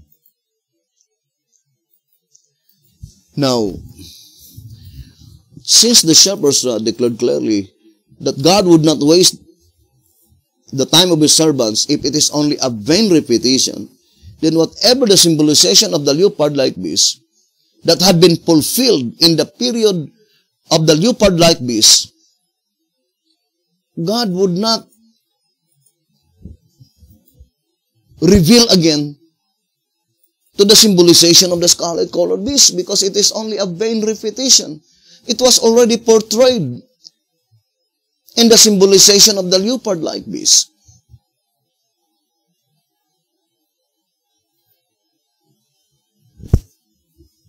Now, think it thoroughly. In October 22, 1844, it was already proclaimed that these Protestant churches, Lutherans, Presbyterian, Methodist, Baptist, and the First-day Adventists, were already fallen, and they are termed Babylon. Would you think in the period of the scarlet-colored beast, brothers and sisters, that statement to tell the fall of the church must be applied again to those churches that have been fallen in 1844? It is a vain repetition. And secondly, 2SR page 112 is inscribed in singular form to tell the fall of the church. And the comparison is with the nondescript beast. It says, as the nondescript beast tell the fall of the church in the period he represents, so must the scarlet-colored to tell the fall of the church. It did not say to tell the fall of the churches, but rather to tell the fall of the church. And it did not say to reveal the true condition of the church, but rather to reveal the true condition of the churches.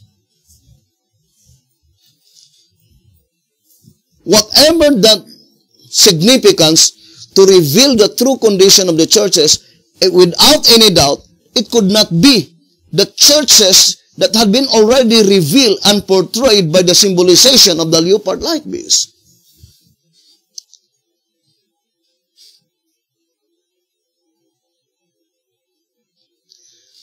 Think it thoroughly, brothers and sisters. Now, what church would you think by which the focal point of the scarlet-colored beast is to tell the fall of that church? And what churches, which is the focal point of the scarlet-colored beast, is to reveal the true condition of the churches? Since the divine principle given in 2SR page 88 is that the symbolization of each beast must transpire within the period represented by each beast, therefore, whatever the significance of the principal reasons why God revealed the scarlet-colored beast to John in the island of Patmos, it must be applied to the condition of the churches from 1929 onwards, and to tell the fall of the church from 1929 onwards.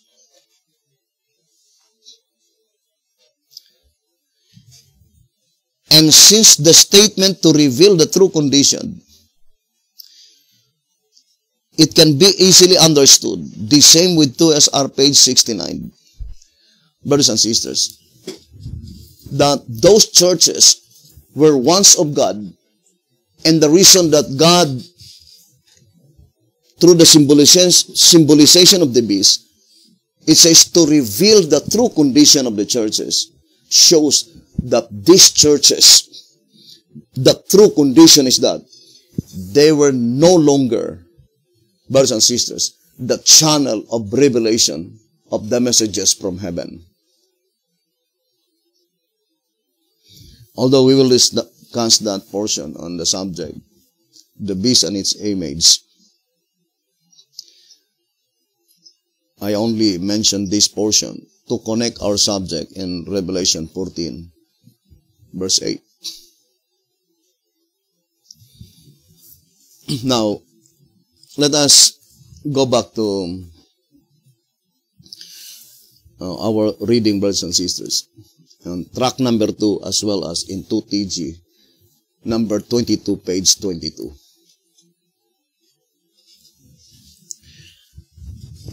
Let's go back again in 2TG, number 22, page 22.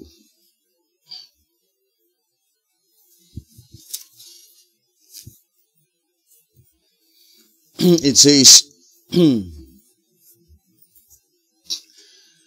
God's Spirit, having been silenced in the North Country, must denote that the messages of God in the North Country were generally rejected, especially the one of the fourth chariot, which caused the Spirit of truth to turn away and to bring truth no more through them, to be silent there, and that, therefore, there is not to be expected any truth through them. 2TG 22, page 22. What message that had been generally rejected? Then we need to go back to Zechariah chapter 6, verse 8, as explained in track number 2, page 29 and page 30. Now let us go back again and then compare this reading, brothers and sisters. Now let us read again the statement in track number 2, page 29. It says, the concluding revelation is, behold, these that go toward the north country have quieted my spirit in the north country. Zechariah chapter 6, verse 8. After the warning message by the Millerite movement had been rejected by the churches. So what message that had been rejected? The message brought by William Miller. After the warning message by the Millerite movement had been rejected by the churches in fulfillment of the words, have quieted my spirit in the north country, God withdrew his spirit from them. In evidence of this, the second angel announced, Babylon is fallen.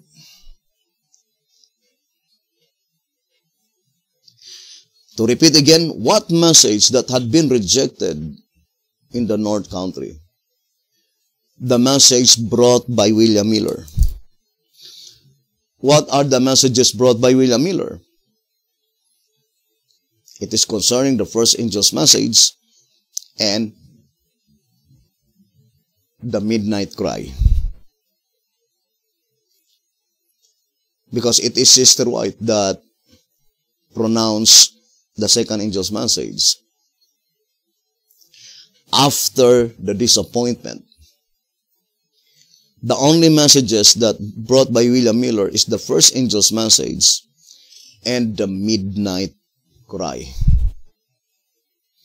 And it was rejected in the North Country. Now, we already read in 2SR page 181 that the midnight cry must be repeated in the judgment for the living.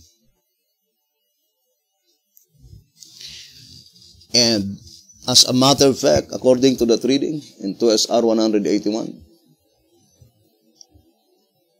it is directly applied to the living church rather than to the judgment that pertains to the dead.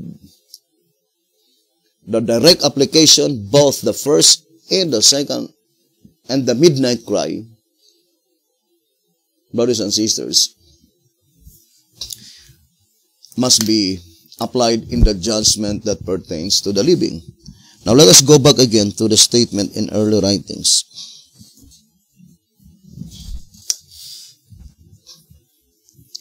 Early writings, page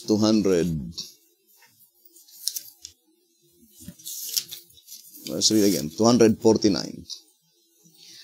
Those who rejected and opposed the light of the first angel's message lost the light of the second and could not be benefited by the power and glory which attended the message. Behold, the bridegroom cometh. Now, in this reading, the arrangement is first angel's message, and then second angel's message, and then the midnight cry. Behold, the bridegroom cometh. In this reading alone, brothers and sisters, the statement given by the shepherd's rod is perfectly corroborating by saying, contrary to the proper application of the parable, the experience of William Miller. Now let us read again in 2SR page 181. It says, while the bridegroom tarried, they all slumbered and slept. And at midnight there was a cry made, Behold, the bridegroom cometh. Go ye out to meet him. Then all those virgins arose and trimmed their lamps. Note that they slumbered and slept before the cry was made. In the summer of 1844, midway between the time when it was first thought that the 2,300 days would end, March 21, and the second date, October 22, the same year, this period they applied as being the tarrying time. But mark that the cry had been going on for some years, the message by Miller, and the tarrying time was applied at its close after they had discovered their miscalculation, which is contrary to a proper application of the parable. So in this reading, 2SR 181, 182, if you will read in the upper portion, the midnight cry was first proclaimed to 1844.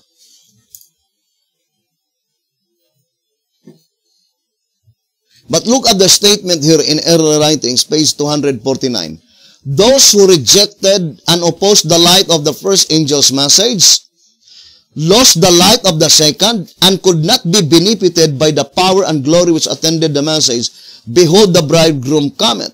This statement cannot be applied in the experience of William Miller, because the arrangement of this statement that if you will reject the first angel's message, then you could never be able to understand the second angel's message, and then if you will reject the second angel's message, then you will never be benefited by the power and glory which attended the message. Behold, the bridegroom cometh.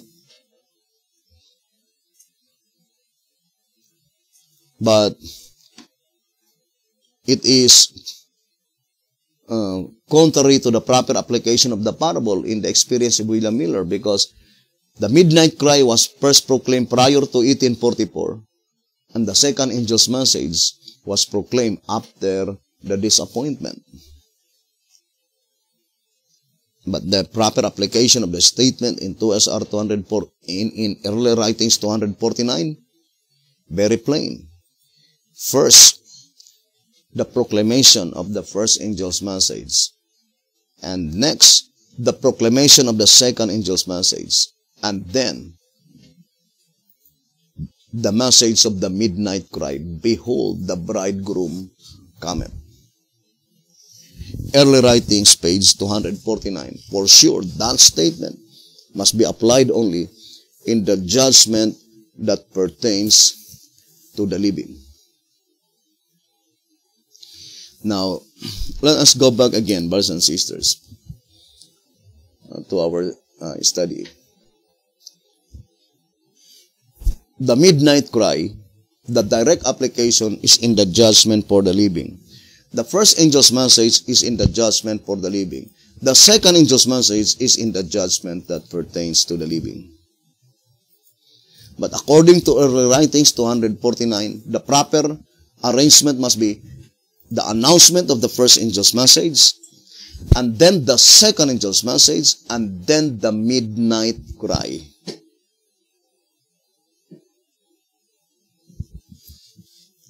Now let us focus the second angel's message, brothers and sisters. Why is it that you will not be benefited by the message of the midnight cry unless you understand the second angel's message? I would like to read this reading. Let me see if I could find that statement.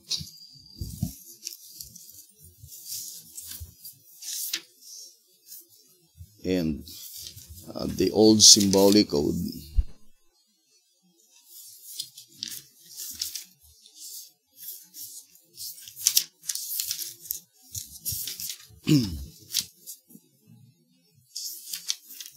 If you could find that statement, where the shepherd says concerning Matthew 25, behold the bridegroom cometh, and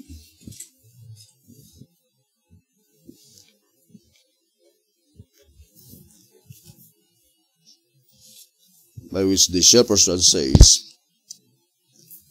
the announcement does not. I would like to read 11 symbolic code number 12.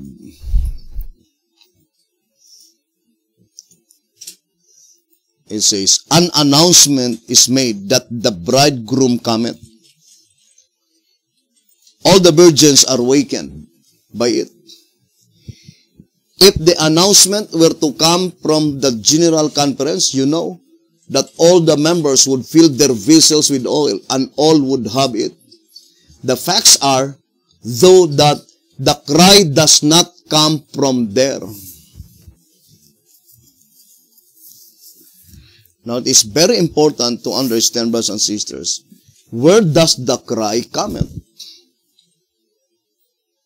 And that is why it is closely connected, the second angel's message. Because unless you understand, brothers and sisters, the second angel's message, you will never be benefited. I would like to read again in early writings. 249.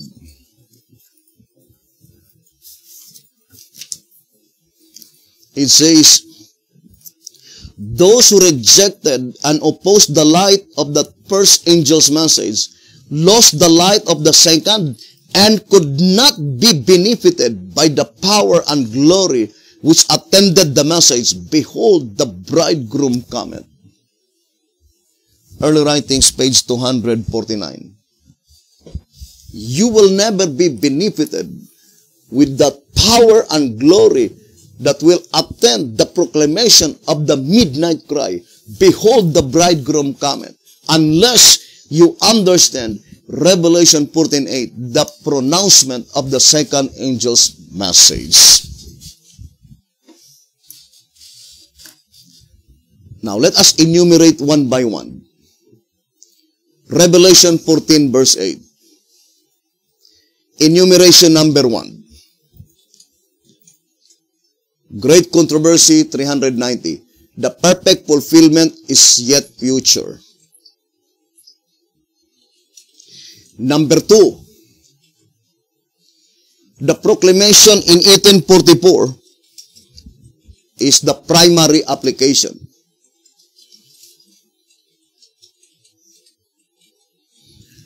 Number 3. The direct application of Revelation 14 verse 8 is in the judgment for the living.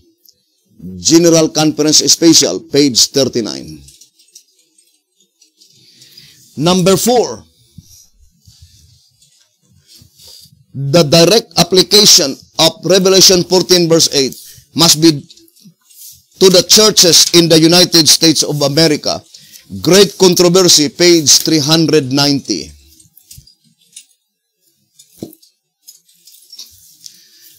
Number 5. Great Controversy, 383.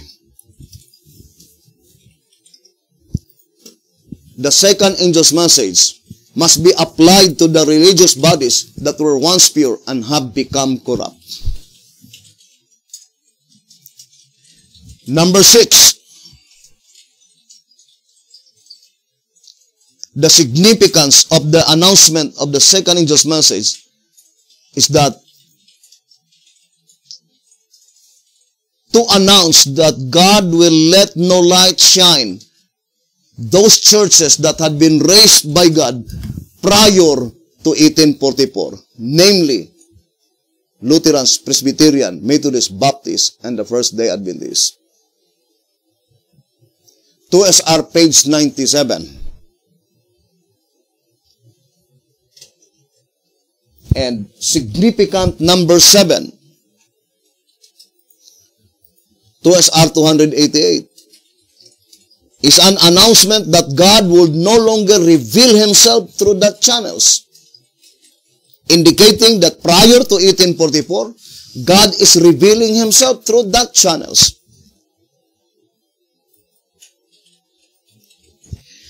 Number 8, that according to 2SR 245, there are two Babylons. The Babylon before the flood and the Babylon after the flood.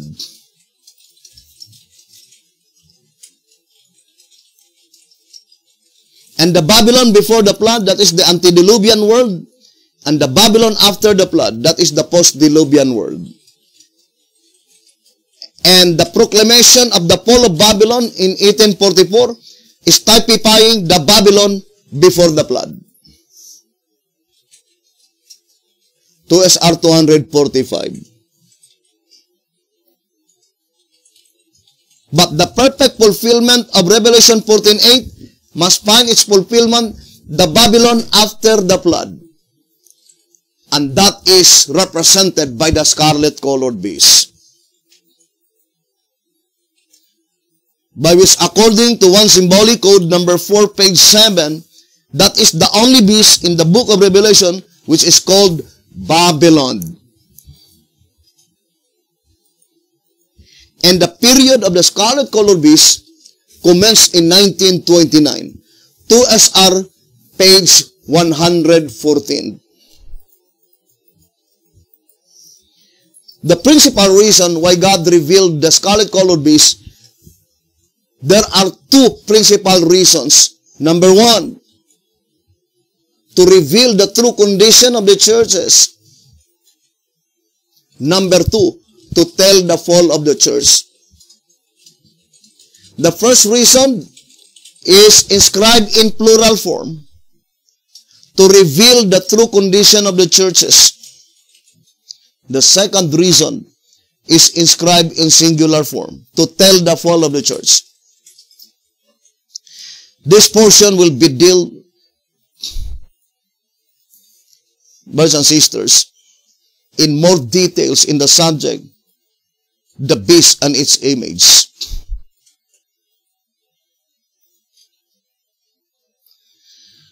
Now, going back again to our reading in 2TG 22, page 22.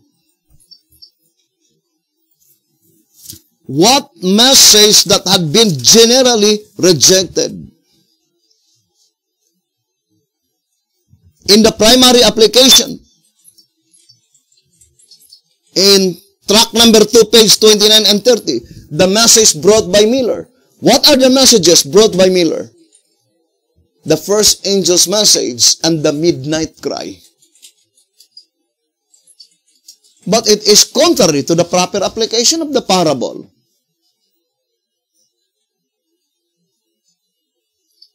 And that is why the direct fulfillment of Zechariah chapter 6 verse 8 must be in the judgment that pertains to the living, because it points out first the proclamation of the first angel's message and second angel's message as is stated in one symbolic code, number 6, page 9. Now let us read again, one symbolic code, number 6, page 9. It says, therefore, after the first and second angel's messages were presented to the people of that time, their probation closed. But historically, in the days of William Miller, the shut door message according to 1 SM, page 63, occurred in 1844. But the fact is, the messages that were presented before the people prior to 1844 is only the first angel's message and the midnight cry. Because the second angel's message was proclaimed after the movement created by Miller had ended. 2SR page 97. Therefore, this statement must be applied only in the judgment that pertains to the living, as it is concerning the rejection of antitypical soul. Therefore, this statement must be perfectly corroborating to the statement in 2SR 112 to tell the poll of the church is the same, the rejection of antitypical soul.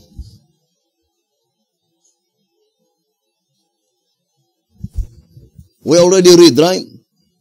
That according to symbolic code number 10 on page 6, it says demoted but not yet cast out. To symbolic code number 10, page 6. The Seventh-day Adventist Church was demoted in 1930 but not yet cast out. That statement indicating that there is an appointed time by which it will be cast out. And it was represented to the life of King Saul when King Saul was rejected by God. An antitypical soul, according to tract number 8, page 48, is pointing to the Seventh-day Adventist Church. Now, I would like to read again here in 1 symbolic code number 6, page 9. Therefore, after the first and second angel's message, or after the first and second angel's messages were presented to the people at that time, their probation closed. And their destinies were unalterably fixed either for eternal life or eternal death, as was the case with Saul, king of Israel.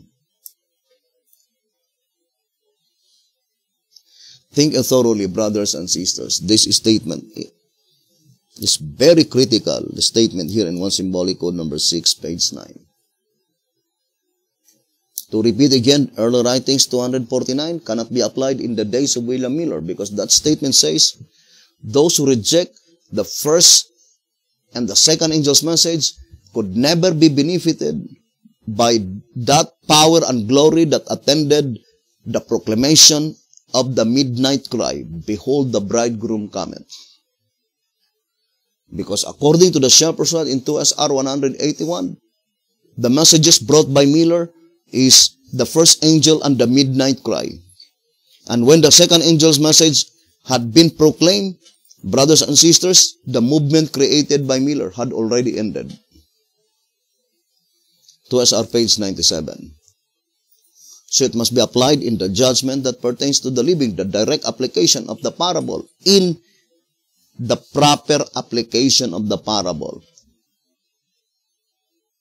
That the arrangement must be the proclamation of first angel and the proclamation in the second angel and then the midnight cry. Why is it that it is very important that if you will not understand the proclamation of the second angel's message, you will never be benefited with the proclamation of the midnight cry, behold the bridegroom cometh, because that message of the second angel's message is pointing, brothers and sisters, to the erroneous understanding of the people where the message of the midnight cry will originate.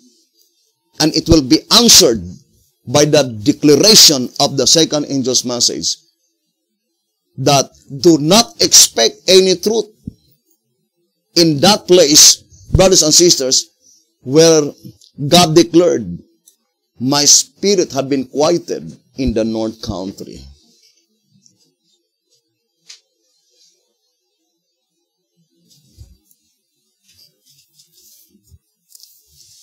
The statement we read, brothers and sisters, saying that the cry does not come from there. So, indicating, brothers and sisters, that there is an erroneous idea where does the midnight cry will originate. I would like to read again 11 symbolic code number 12. On page 15, an announcement is made that the bridegroom cometh. All the virgins are wakened by it. If the announcement to come from the general conference, you know that all the members would fill their vessels with oil and all would have it. The facts are, though, that the cry does not come from there.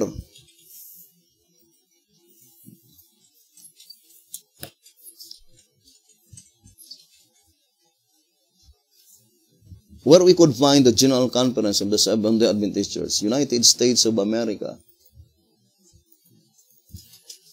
Brothers and sisters, it says, an announcement is made that the bridegroom cometh. Who will announce? First of all, we need to understand the declaration and the pronouncement from heaven, the second angel's message. Brothers and sisters, which is closely connected to Zechariah chapter 6 verse 8. According to track number 2, page 29 and page 30.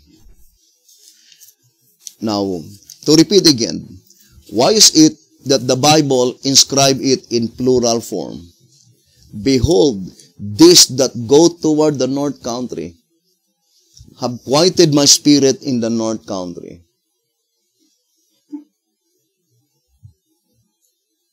It must be pointing to two chariots.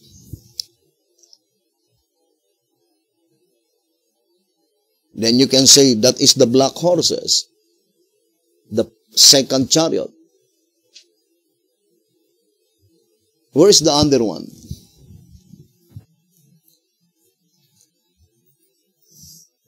And this is the statement in 2TG 22, page 22. God's Spirit, having been silenced in the north country, must denote that the messages of God in the north country were generally rejected. What message? The first and the second angel's message. And because of the rejection of these two messages, brothers and sisters, they will never be benefited of that. The glory that will attend with the proclamation of the midnight cry. Now let us read again the statement. God's Spirit, having been silenced in the north country, must denote that the messages of God in the north country were generally rejected, especially the one of the fourth chariot, which caused the Spirit of truth to turn away and to bring truth no more through them, to be silent there, and that, therefore, there is not to be expected any truth through them.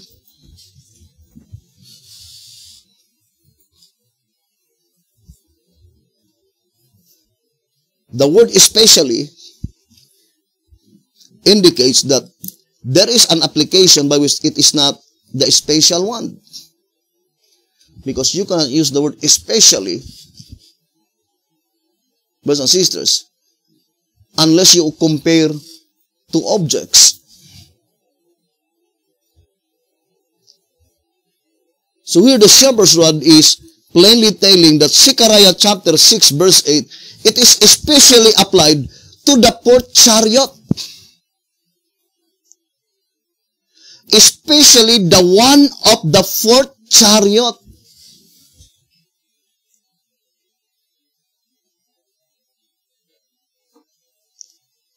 And that is the Laodiceans. The fourth chariot is the Laodicean church. But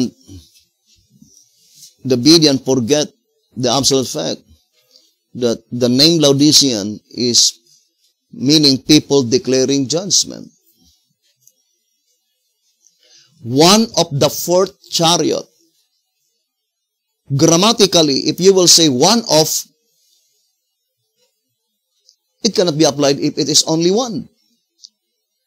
One of the four beasts. One of the 24 elders. Therefore, the statement, one of the fourth chariot, the fourth chariot must be indicating two objects, two entities. And that is the people declaring the judgment that pertains to the dead and the people declaring the judgment that pertains to the living. One of these people is the causes why God's Spirit have been quieted in the North Country.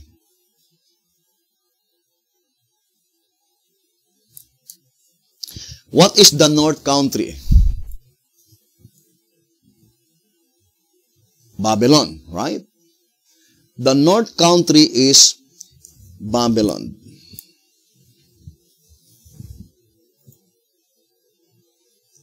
According to track number 2.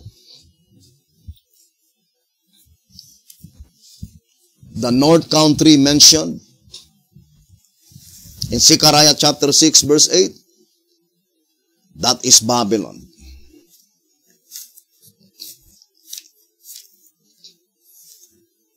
Now let us read. It says here, brothers and sisters,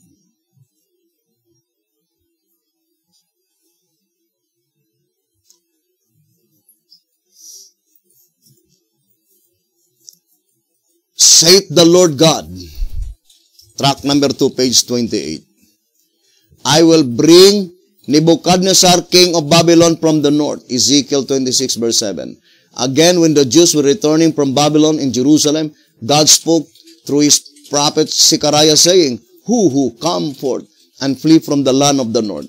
Zechariah 2, verse 6. Thus identifying Babylon as the North Country. But as we are dealing with the fulfillment of prophecy in the New Testament era, the North Country in this connection must be antitypical Babylon, Christianized Rome, where God's people during the New Testament period have gone. So what is the North Country? Babylon. Now, brothers and sisters,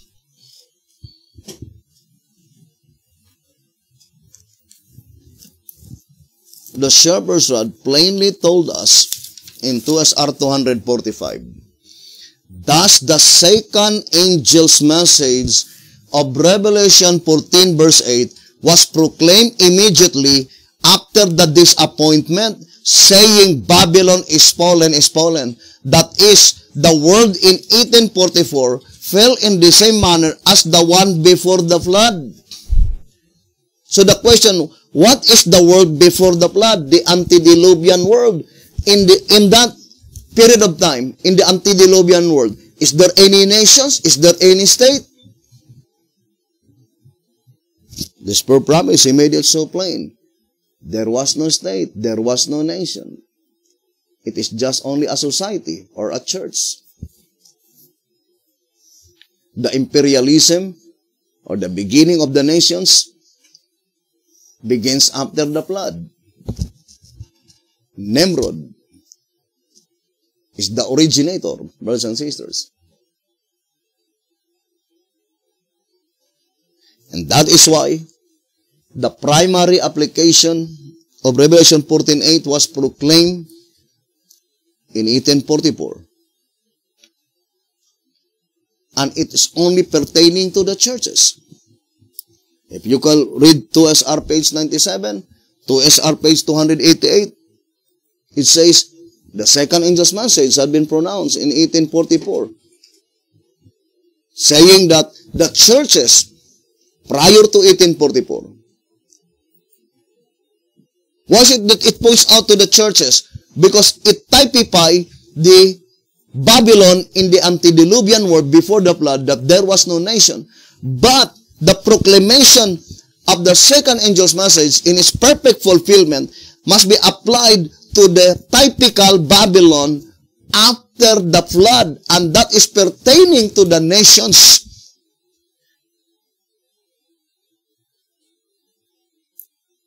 Or in other words, brothers and sisters, both nations and churches are included in the proclamation of the second angel's message in its final application and perfect fulfillment of the prophecy.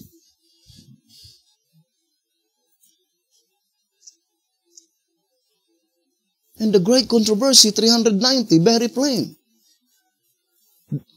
The direct application of Revelation 14:8 must be applied to the churches in the United States of America. Great controversy, page 390.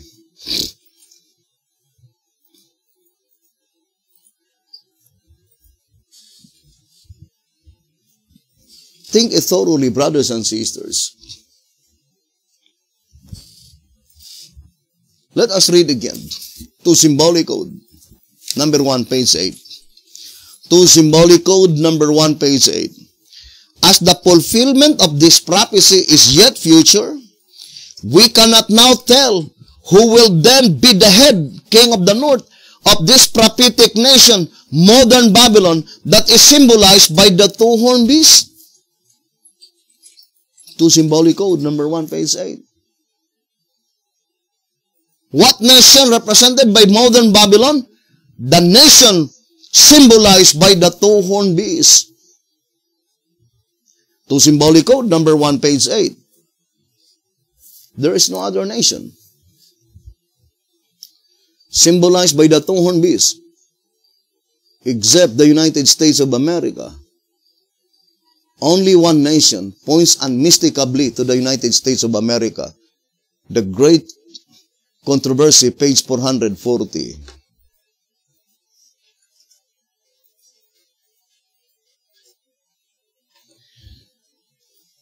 Brothers and sisters, in every angle of the prophecy, Revelation 14:8 can be easily discerned. Brothers and sisters, how about Isaiah 59, verse 19? Think it thoroughly. Isaiah 59, verse 19.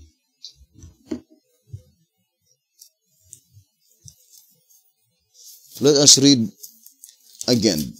1 SR, page 150. Verse 16, first part. And he saw that there was no man, and wondered that there was no intercessor. God was astonished. Moses and Aaron stood between the dead and the living. Number 16, verse 48. God used Elijah on Mount Carmel. 1 Kings chapter 18. In the crisis here brought to you, God finds no man. Ezekiel 22, verse 30. So he himself interposes.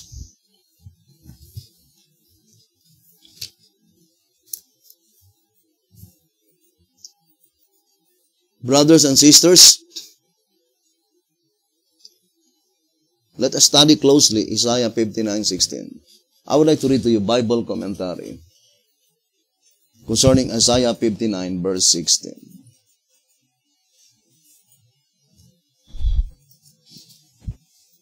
And think it thoroughly, brothers and sisters, in that reading.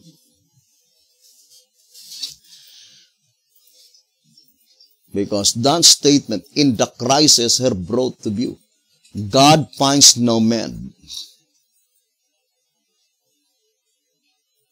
What crisis mentioned there? Let us connect that subject to other subject. I would like to read first Bible commentary on this Seventh-day Adventist Bible commentary concerning Isaiah. It says, there was no man. Seventh-day Adventist Bible Commentary, Volume 4, page 311. There was no man. In the crisis that had risen, there was none able to provide relief. See Ezekiel 22 verse 30. There was none to stay the 3 tense cords as did Aaron and Moses. Number 16 verses 47 and 48. Or Phinehas. Numbers 25 verse 7 and 8. From a human point of view, the situation appeared hopeless. You see, the situation is hopeless.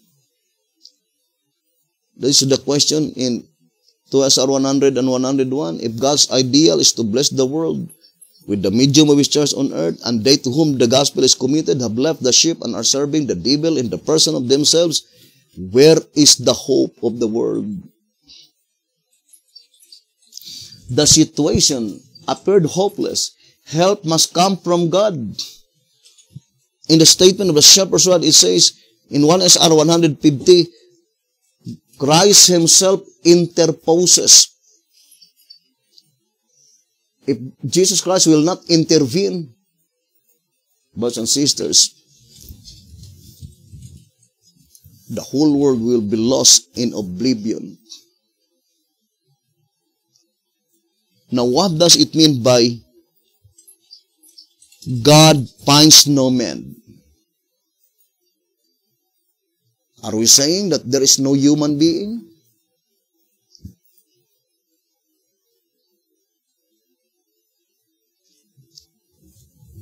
Brothers and sisters, it is pointing to God's inspired servant.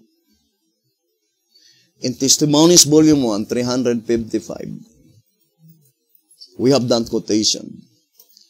It says, I was pointed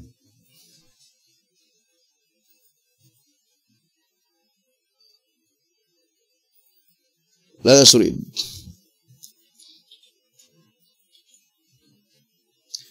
I was pointed to Isaiah 58 verse 1 to 15, Isaiah 59 verse 1 to 15, Jeremiah 14 verse 10 to 12 as a description of the present state of our nation. No one would dispute to the fact that the nation mentioned there is the United States of America. Because it is Sister White that's speaking. Our nation, the people of this nation have forsaken and forgotten God. Their own corrupt ways until God has turned from them. That is the same with 2TG 22, page 22. God turned away from them. God withdraws His Spirit from them. The inhabitants of the earth have trampled upon the law of God and broken His everlasting covenant.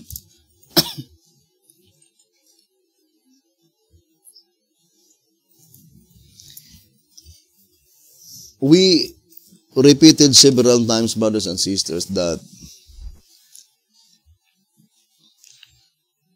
it was shown in the groundwork how the exceeding great horn, first stage, pagan Rome, had been established. Now, there are 3 phases of the exceeding great horn, enumerated one by one, right?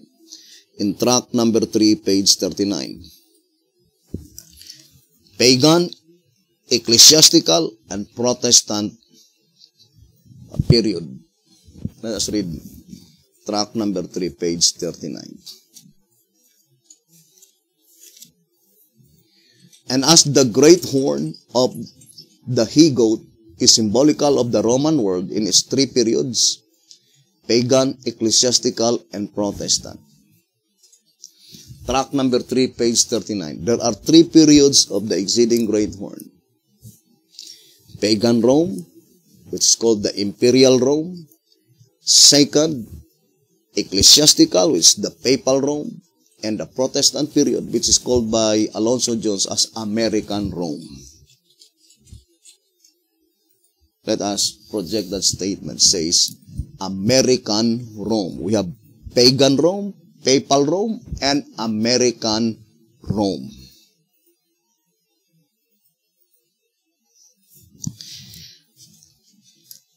Now, let us focus first to the first stage, pagan Rome. The Shepherd's Rod made it so plain that the Roman monarchy, which is pagan Rome, can never be established unless the transgressors are come to the full. Only the statement. Pagan Rome, Papal Rome, and American Rome.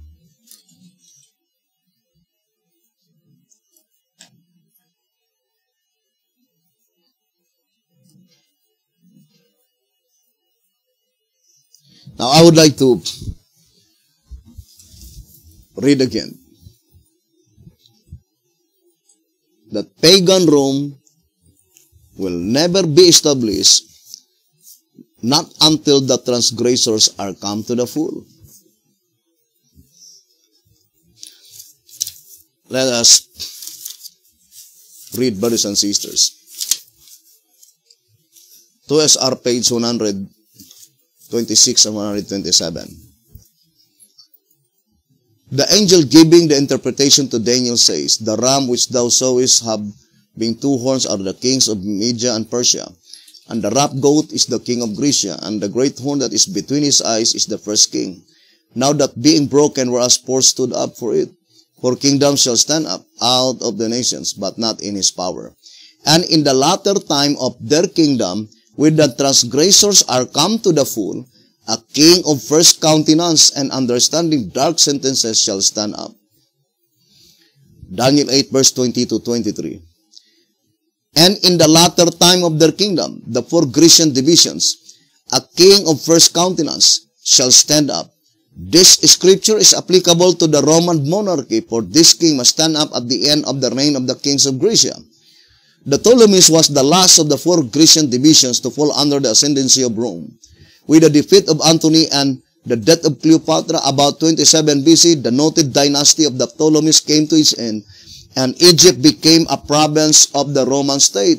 He was to stand up when the transgressors are come to the full. The Christians have never been anything but transgressors. Therefore, the reference can be applied only to the Jewish nations, at which time the once favored people of God would have exceeded any previous record of both moral and spiritual corruption. The Jewish nation reached that condition at the time of the ascendancy of Rome and the first advent of Christ. Therefore, this king of first countenance is the Roman monarchy. After the transgressor, the Jews had come to their full. And we know that the Roman monarchy that was established in 27 BC, that is Augustus Caesar. Look at the description, brothers and sisters, concerning Augustus Caesar. Brothers and sisters, let us read the historical event. Here in 1888 message. Let me read to you.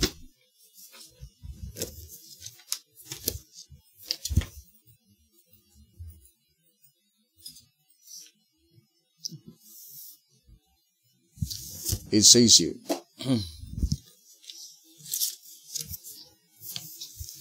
and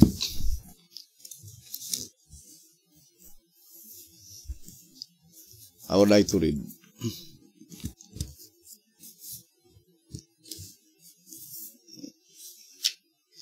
It says, brothers and sisters,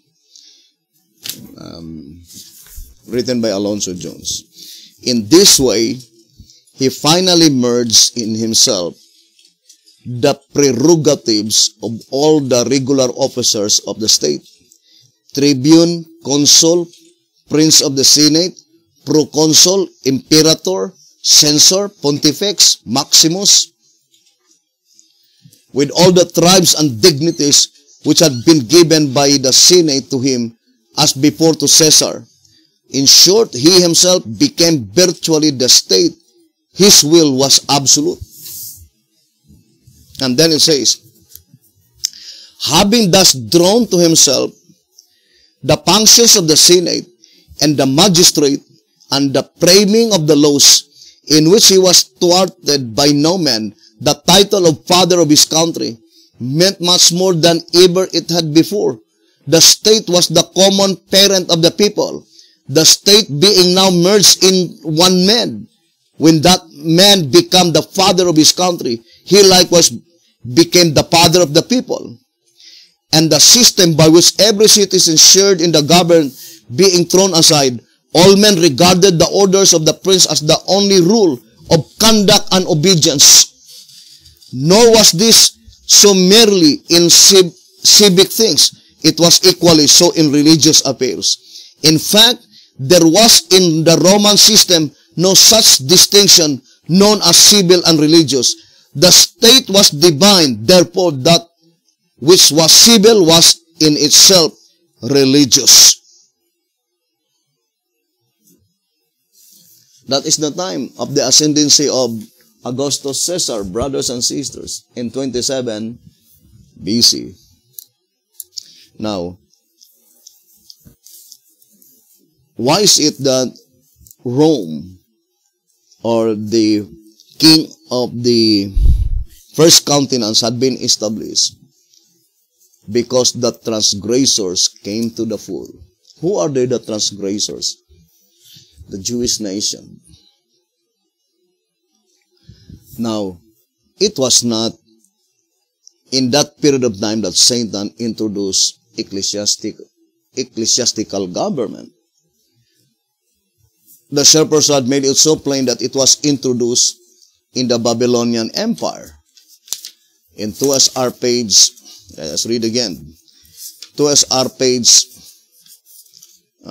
56 to page 61 and page 62.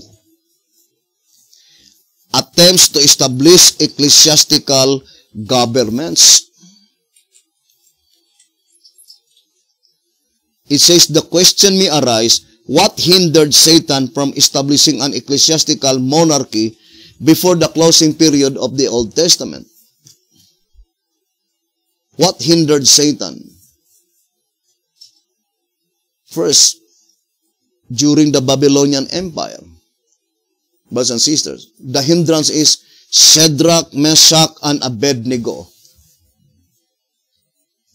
It says here in page 61, then these men came forth and heard. It is wonderful what God accomplished with but 3 slaves against a world empire. These 3 men, with faith in God, broke the satanic contrivance, abolished the establishment of an ecclesiastical government, and brought the king's decree to naught. So when Satan introduced the ecclesiastical monarchical government on the Babylonian Empire, it was failed because there are 3 inspired servants there, Shadrach, Meshach, and Abednego. And during the Medo-Persian Empire, it was introduced again, according to this reading. But it still failed because Daniel was still there. But why is it that, brothers and sisters, it was established in the closing period of the Old Testament? The answer is very plain. That as long as there are still inspired servants of God in Israel, brothers and sisters, there is no possibility that Satan could be able to establish ecclesiastical monarchical government. And Satan knows that. At the time Satan discovered such thing, what he did is, he instilled to the minds of the people to reject the prophets until there was no remedy. When God sent Malachi, then Malachi died, God no longer sent any prophet. And that is the reason why Satan had been able to establish ecclesiastical monarchical government in 27 BC, because in that period of time, there was no inspired servant of God, brothers and sisters. Now think it thoroughly, brothers and sisters, because we are talking about the 2 Babylons. in the Babylons in the Christian era as the Babylon in the ancient world. Now let us go back again to the three periods of the exceeding great horn. The first period is pagan Rome. Why is it that the first period of the exceeding great horn had been established? Because the transgressors came to the full. Why is it that the papacy was established during the Dark Ages? Because the Ephesus was fallen away. Now, why is it that it was predicted beforehand that the last period of the exceeding great horn will be established in the United States of America? The same, brothers and sisters. Why is it that the church had been fallen away? The Ephesus. Because all the apostles died. After the passing of the apostles, that church was fallen. And would you think it is just a mere happenstance, brothers and sisters? In 1888, the Sunday bill had been passed, but it was failed because antitypical Shadrach, Meshach, and Abednego were there. Ellen G. White, Wagoner, and Jones were still there.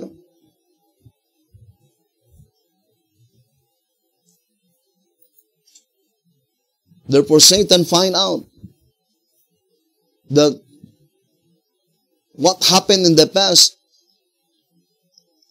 is still the same. And that is why, brothers and sisters, Satan no longer introduced in the days of Beti Hotep. It's so because he knoweth that it would be only a waste of time, because as long as there is an inspired servant in the United States of America, no. Brothers and sisters, papacy cannot be established in the United States of America.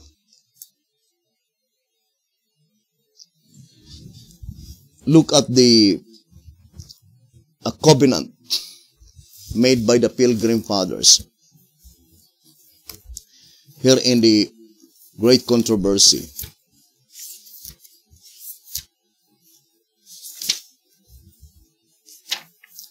On 563, liberty of conscience threatened. Romanism is now regarded by Protestants with far greater favor than in former years. In those countries where Catholicism is not in the ascendancy and the papists are taking a conciliatory course in order to gain influence, there is an increasing indifference concerning the doctrines that separate the Reformed churches from the papal hierarchy. The opinion is gaining ground that, after all, we do not differ so widely upon vital points as has been supposed, and that a little concession on our part will bring us into a better understanding with Rome. The time was when Protestants placed a high value upon the liberty of conscience which had been so dearly purchased. They taught their children to abhor papery and held that to seek harmony with Rome would be disloyalty to God. But how widely different are the sentiments now expressed? I think this statement is more definitely applied in our days. Brothers and sisters, historically, the Pope, when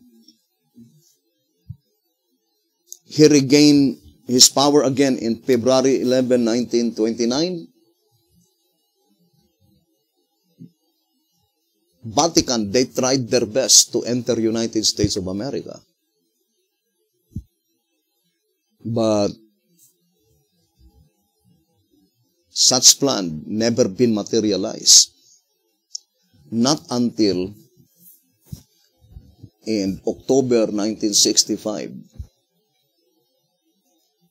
That is after Beti-Hotep died, brothers and sisters.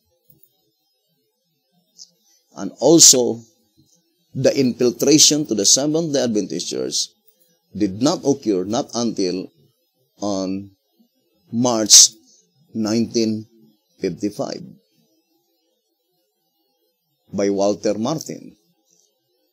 Those who are familiar with the history, brothers and sisters, as the fulfillment of the vision of Sister White, recorded in selected messages. But that is just 1 month after Beti-Hotep died. Why, brothers and sisters? Because this statement, I would like to read to you in answerer number 1. Immediately become reality among the media. It says here in answerer number 1, page 64, being determined though to bring the Reformation to naught, Satan from its beginning constantly worked to cause every church member to reveal in private interpretation of the scriptures and in extra-biblical theories. What is the determined effort of the devil, according to this reading in answerer number 1, page 64 and 65? To bring the Reformation to naught. The Reformation that had been launched from 1930 to 1955. Immediately it brings to naught. Brothers and sisters, because the determined effort of the devil is that if possible, they will engage in private interpretation immediately after Beti-Hotep died. The Bidian reveal, meaning it seems that they have pleasure engaging in private interpretation in the Shepherd's Rod publications.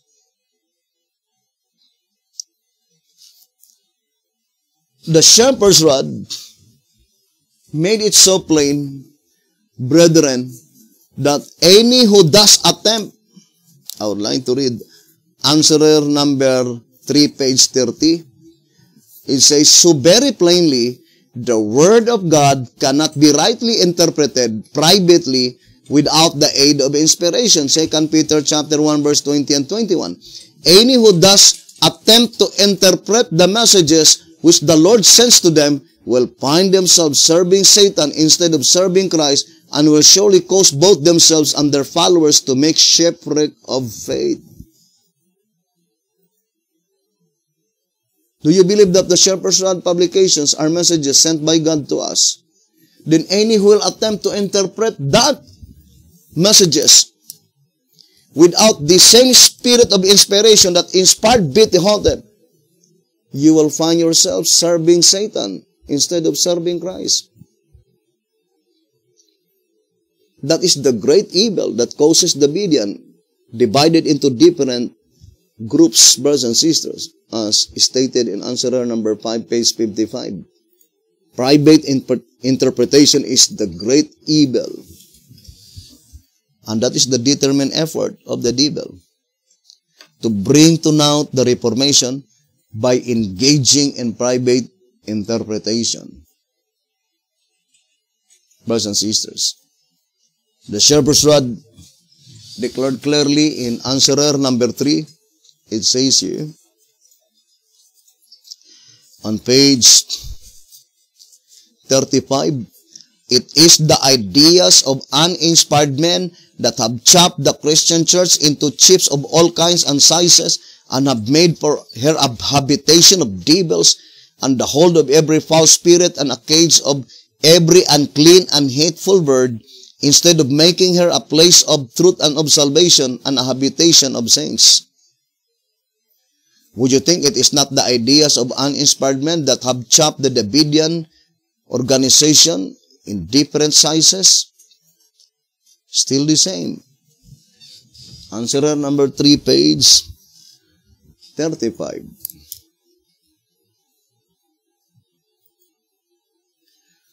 Now, brothers and sisters, to repeat again, the Shepherd's Rod is very plain that one of the fourth chariot is the causes why God's Spirit had been silenced in the North Country. What is North Country? Babylon. There are two Babylons. The Babylons before the flood and the Babylon after the flood. The Babylon that had been pronounced that had fallen in 1844 is the Babylon after the flood. But how about the Babylon after the Babylon before the flood, rather? The message that had been pronounced in 1844 is typifying the Babylon before the flood. But how about the Babylon after the flood?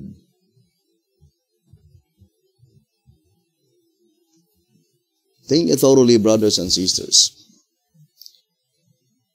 What is the difference? The Babylon before the flood and the Babylon after the flood.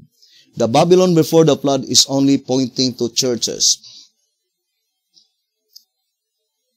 That is the proclamation of the second angel's message in 1844, pointing to the churches. 2SR 97, 2SR 288. But how about the Babylon after the flood, pointing to the nations? Not only to the churches, but the entire nations of the United States of America, the 50 nations. God declared, God withdrew His Spirit. Brothers and sisters, the word withdraw, logically, prior to that time, that is the only place by which God deposited His Spirit. Because you cannot use the word withdraw unless you deposited. So that is the reality, right? After the dark ages of religion, the messengers that God raised is located in the United States of America. Look at William Miller, Sister White, Wagoner, Alonzo Jones, B.T. Hotep. That is in the United States of America, brothers and sisters. Now, there is quite significance, brothers and sisters. These two servants from the old world and then go to the United States of America. Alexander Campbell, that is pointing to the fourth step in Ezekiel chapter 4. Alexander Campbell, which is one of the black horses, brothers and sisters, the reformers that God raised in the old world, and Alexander Campbell reaches the shore of the United States of America. Not only Alexander Campbell, but as well as B.T. Hotep.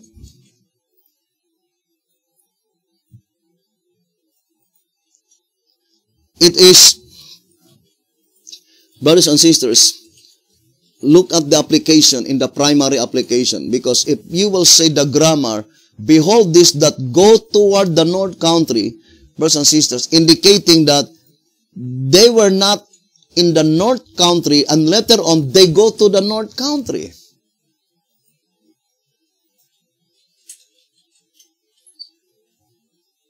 Because if you will say, brothers and sisters, they go to the north country, while in reality, they were always in the north country, then it is grammatically incorrect.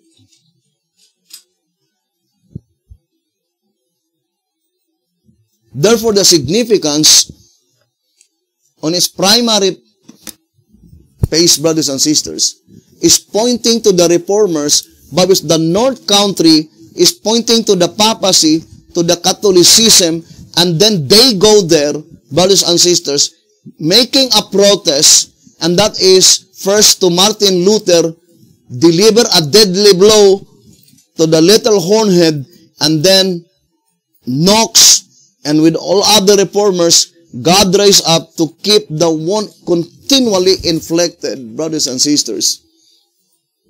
But what happened to them? When the heavenly cold founder died, they were defeated by the devil. And they were no longer inflicting the wound, but rather helping Satan to let the deadly one be healed. But that is the primary application of Revelation 14 verse 8. And that's why the shepherd's rod says, especially, meaning the focal point of Zechariah chapter 6 verse 8 is to the fourth chariot. Now let us go back again to 2TG 22, page 22. It says, God's Spirit, having been silenced in the north country, must denote that the messages of God in the north country were generally rejected, especially the one of the fourth chariot, which caused the Spirit of truth to turn away and to bring truth no more through them, to be silent there. And that, therefore, there is not to be expected any truth through them. When? When the second angels will be pronounced and will be announced.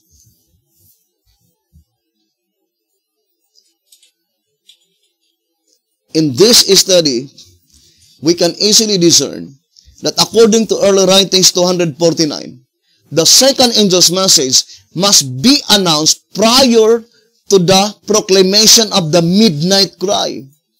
Behold, the bridegroom cometh. Why is it that it is necessary to proclaim the second angel's message? The second angel's message is an announcement to let them know that the message of the midnight cry will never originate in the north country, because God is telling them, no, my Spirit is already silenced in the north country. The cry does not come from there.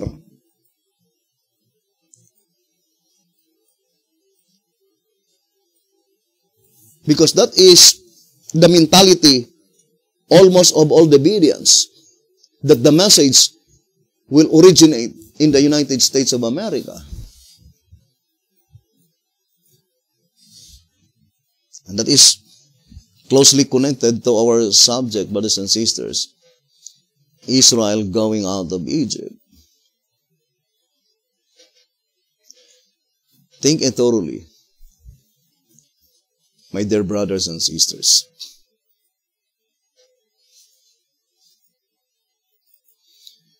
Where does the message originate? It is outside Egypt. Even in the historical event, Moses was not in Egypt when God commanded him to go to Egypt to deliver God's people.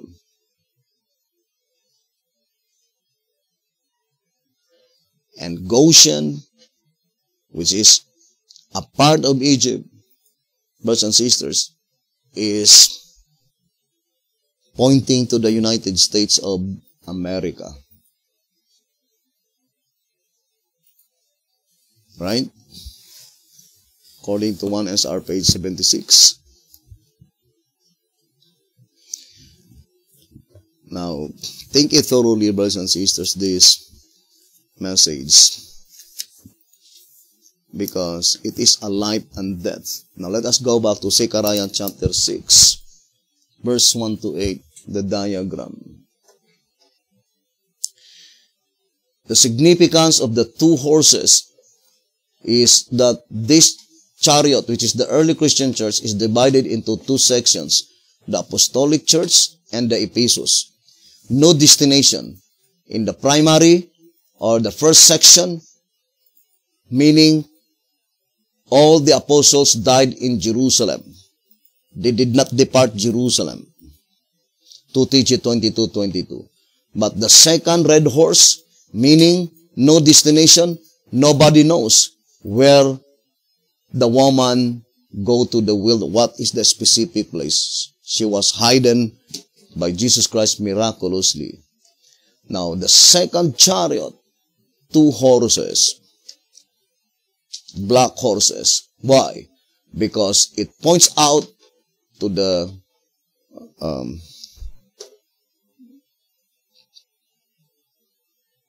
dark ages during the old world and the dark ages during the new world. Brothers and sisters. Now, how about this Philadelphian church? Why is it that it is 2 horses? To let us know that the second white horse, which is Philadelphia, is the triumphant church. It was not buried in 1844. Let us read that in Advent Review. And it points out, brothers and sisters, to the triumphant church. It says, the Philadelphian church, not a condition, came forth in 1844. It's for Prophecy, Volume 4, 168. Changes in you. See changes in you. Great Controversy 430. I would like to go to the statement that it was not buried. You can read the entire. Beautiful Philadelphia was born, not buried in 1844. Meaning, since, brothers and sisters, let us go back to Zechariah chapter 6. Since there are 2 white horses, brothers and sisters, the second white horse is the perfect fulfillment of that prophecy in Revelation 6 verse 1, the first seal. And we will deal this portion later. Now, why is it that there are 2 grizzled horses and there are 2 bay horses? To let us know that it is 2 divisions. The grizzled horses in the days of Beti-Hotep, that is the leadership, the typical Laodicean. The people declaring the judgment that pertains to the dead. And the first bay horse, that is the movement from 1930 to 1955, the Davidian in that period of time. But the second grizzled horses, that is the people declaring the judgment that pertains to the living, the antitypical Laodicean, these day organizations. And this second bay horse, brothers and sisters, this is the last ordained ministry, the 11th hour ministry, represented by this bay horse. And for sure, this statement must be definitely applied in the judgment that pertains to the living. So let us read 2 TG 22, 26, and 22. Now is everyone's chance to decide to be either on the one side or on the other. Either to reform and be led by the faithful bay horses, or to cling to the self-important grizzled horses and stay by them in the south country, there to perish. In the days of Sister White and Beti-Hotep, the only going out of Egypt is spiritually, not physically. Because he himself declared the perfect fulfillment of Israel going out of Egypt was still future in the days of Beti-Hotep. Therefore, this statement must be applied to the time, the appointed time, by which when God commanded his people, depart from Egypt. Of course, that is the bay horses, or the bay horse. Whoever that message that will be entrusted by God to tell God's people that it is time to depart from Egypt, that is the bay horse. And the grizzled horses will say, no, let us remain in Egypt. Now, I would like to remind again how do we ascertain clearly what is spiritual Egypt? The answer is by establishing who is he, the last Pharaoh. Because Pharaoh is the king of Egypt. So, if we could be able to establish who is Pharaoh, then whatever his dominion, that is Egypt. Now, since the shepherd's rod declared clearly in 1SR page 77, it says, brothers and sisters, another Pharaoh arose. Now there arose up a new king over Egypt, which knew not Joseph. Exodus 1 verse 8. If the first Pharaoh who exalted Joseph, Christ, which is Jesus Christ, represented the leadership in the days of the apostles, then this new Pharaoh must represent the leadership of this present movement at the time this subject became known. Note that this new Pharaoh knew not Joseph. The meaning is that the leadership of this organization has left following their master. Now, there's another statement in page 106.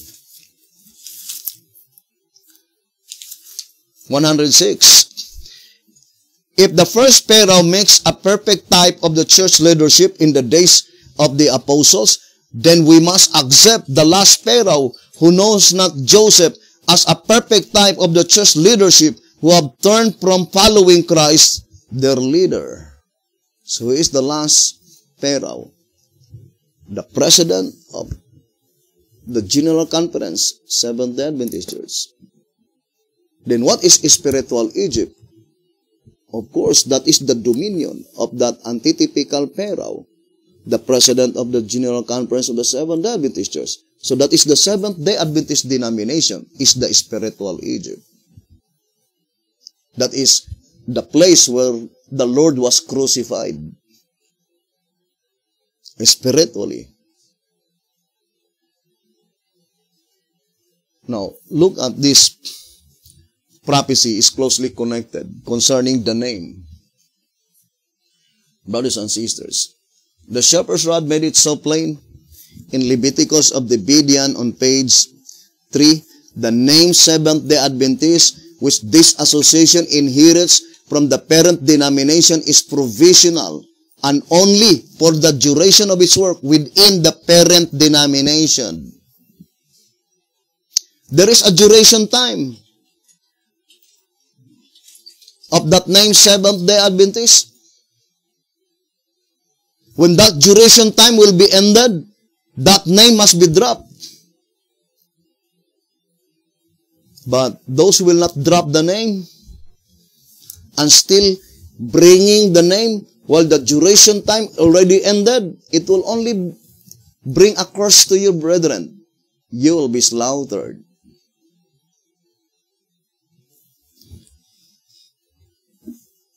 The statement in 1SR 155 is very plain. The old name being polluted could no longer be retained. When? It must be retained within the period of time, brothers and sisters, by which God commanded the Davidian to work strictly for the salvation of the parent denomination, Seventh-day Adventist Church. There is a duration of time. You cannot apply the statement, the name Seventh-day Adventist could no longer be retained in 1930, at the time when they inherited the name. No. The statement in Leviticus of the Bedian, page 3, Bethihotep is telling the people that this name that we inherit, the name Seventh-day Adventist, it is provisional. There is a limited period of time. And when that limited period of time will be ended, the name could no longer be retained. It must be dropped. There is no one to go by the old name. For the ones who were not worthy of having the new name, having perished under the figure of the 5 men with the slaughter weapons of Ezekiel 9. The name only remains per a curse. If you will let the name remain, no, it will only be a curse. It is no longer a blessing.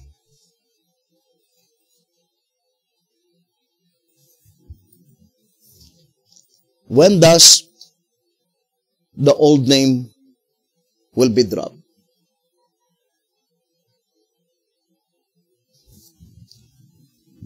I would like to read to you this passage in 1 TG.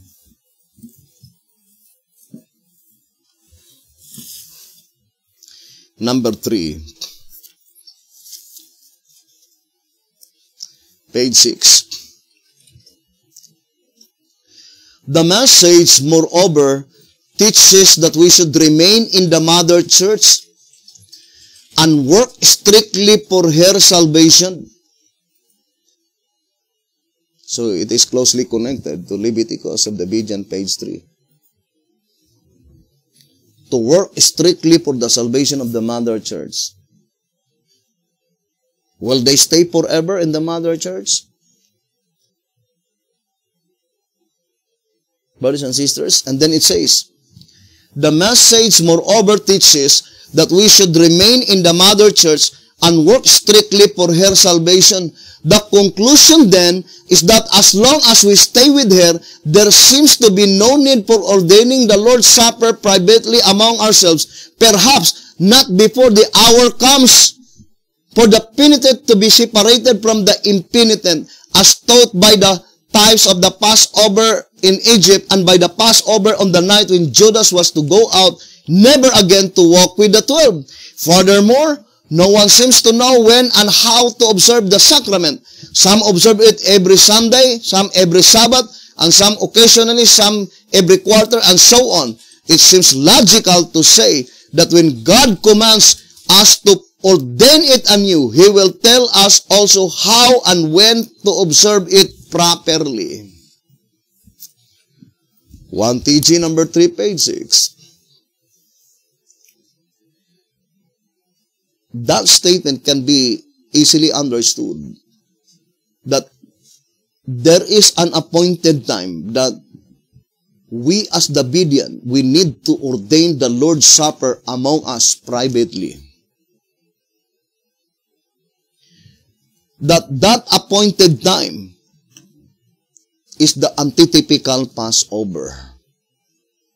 There are two antitypical Passover mentioned here. The antitypical Passover in Egypt and the antitypical Passover in the days of Jesus Christ, together with the 12 apostles when Judas go out. And the shepherds had made it so plain that it is logical that if God wants us to ordain it anew, He will tell us how and when to observe it properly. How and when. The question is, how will our God tell us? There is no other way. In 2 TG 10, page 25, it says God's uniform dealing. He revealed His secrets unto His servants, the prophets. Right? 2 TG number 10, page 27. That God, in the time of the judgment and in accordance with His uniform dealing with the human family in warning them of coming events vitally affecting their destiny. Amos 3, verse 6 and 7. Vitally affecting their eternal destiny. The medium of revelation is Amos 3, verse 6 and 7. And that is, surely the Lord God will do nothing except He revealed His secret unto His servants, the prophets.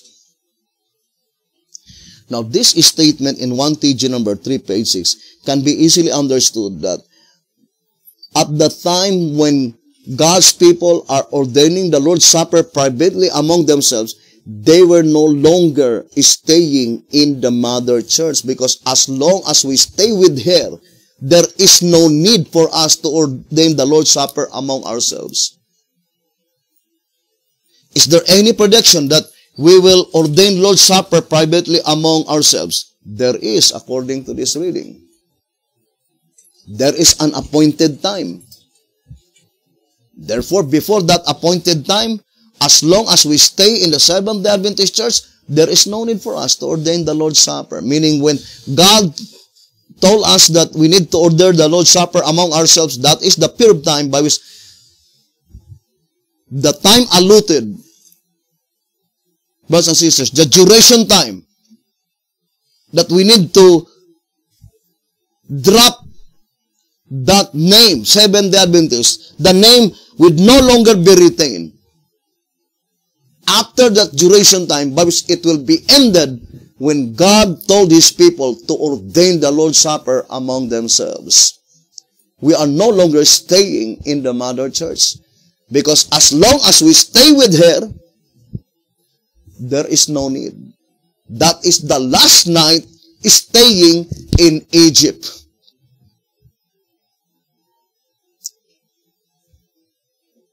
Brothers and sisters, what is Egypt?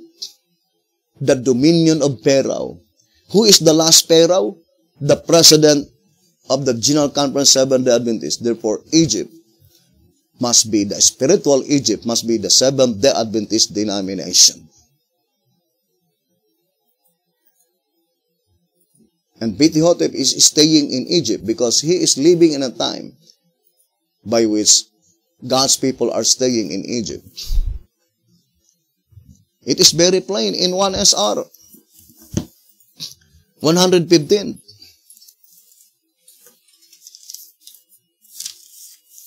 It says, we begin, 1 SR 115, we begin with the 4th verse and onward. We shall later take the first 3 and last 2 verses. Israel after the flesh was a type of Israel by the promise, 144,000, as explained on pages 64 and 113. The experience of the children of Israel in Egypt, the experience of the children of Israel in Egypt was a photograph of our denomination. Thus, their experience is being reproduced in every particular with these people. Our denomination. The experience of the children of Israel in Egypt. Therefore, Ptah is living in a time by which typifying the life of God's people while they were still in Egypt. Although God requires them to be out of Egypt spiritually. To repeat again, historically, when Pharaoh offered to Joseph that all his brethren and also his parents to live in the palace, Joseph denied such offer of the king. He rather chose Goshen, that all his brethren will be shepherds of the flock, because Joseph guarded that all his brethren will never be contaminated with the spirit of Egypt, worldliness. And Joseph typifies Jesus Christ. Therefore, it is Jesus Christ that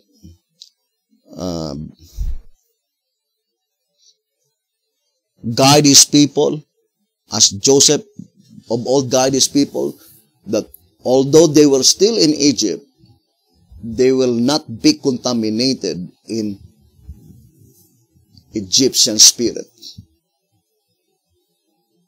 Typifying the period in the days of Sister White and Ptah, they were still in Egypt. But the perfect fulfillment of Israel going out of Egypt is still future in the days of Ptah. Therefore, Zechariah chapter 6 is still future, the fulfillment. Let us be God's real people, logical thinkers and not bait hunters. When God commanded Jacob to go to Egypt, would you think it displeases the Spirit of the Lord? Brothers and sisters, when Jacob obeyed implicitly the divine command, and that is typifying the Seventh-day Adventist Church, according to 1SR page 76. The beginning of the denomination is the typifying Israel entry into Egypt. And Goshen represent the United States of America.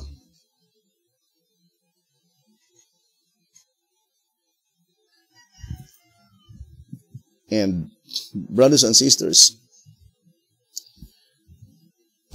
the only period of time, by the way, I would like to emphasize, by which it is a displeasure with the Spirit of God, when God commanded them, do not go into Egypt, asking for help, that is recorded in Isaiah 31. Or, the bottom line is that, whatever God's divine command, if you will disobey, it will find displeasure. Brothers and sisters. Now let us go back again to this reading into TG 22.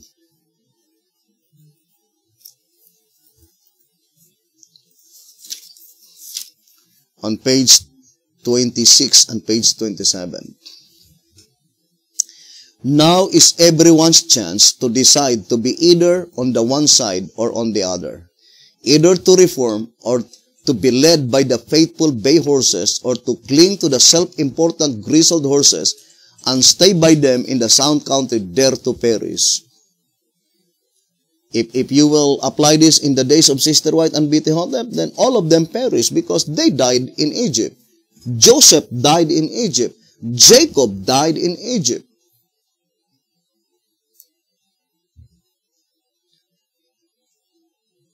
Who is Jacob? James White, according to 1SR.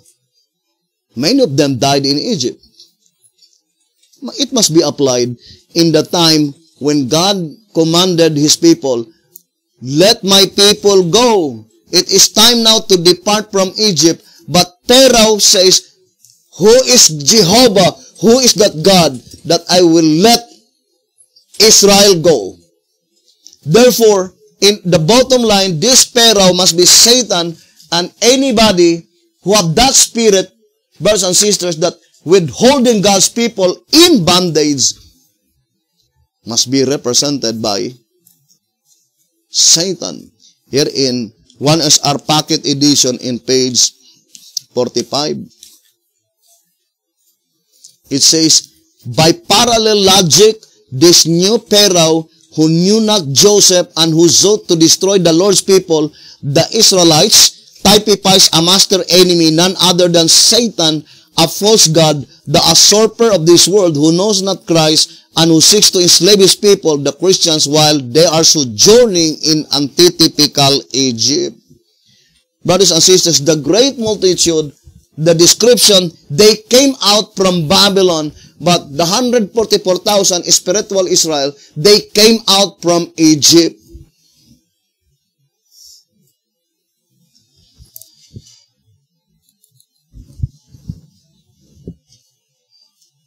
Why is it that in 1SR 101 and 102 attach Isaiah 63?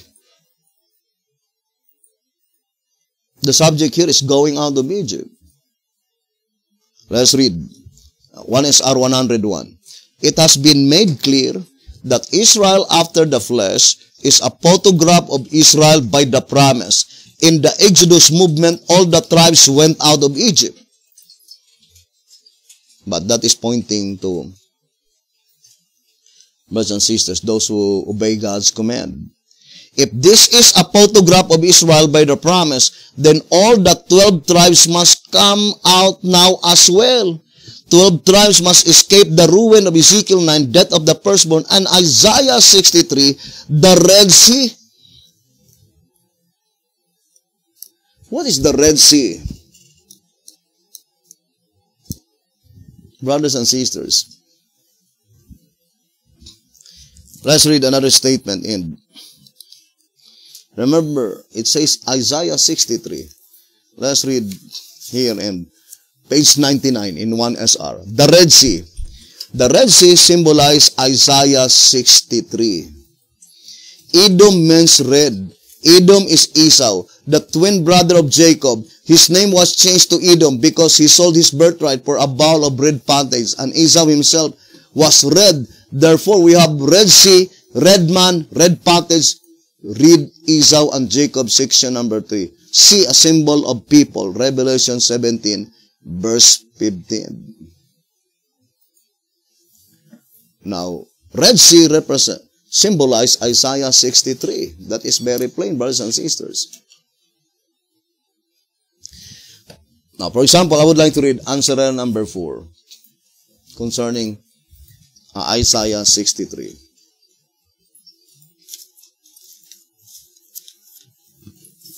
Let's read the statement given by the shepherd's rod.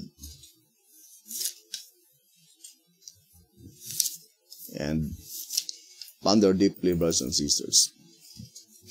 Pages 22 and 23. Has he or will he tread them down? Question number 86.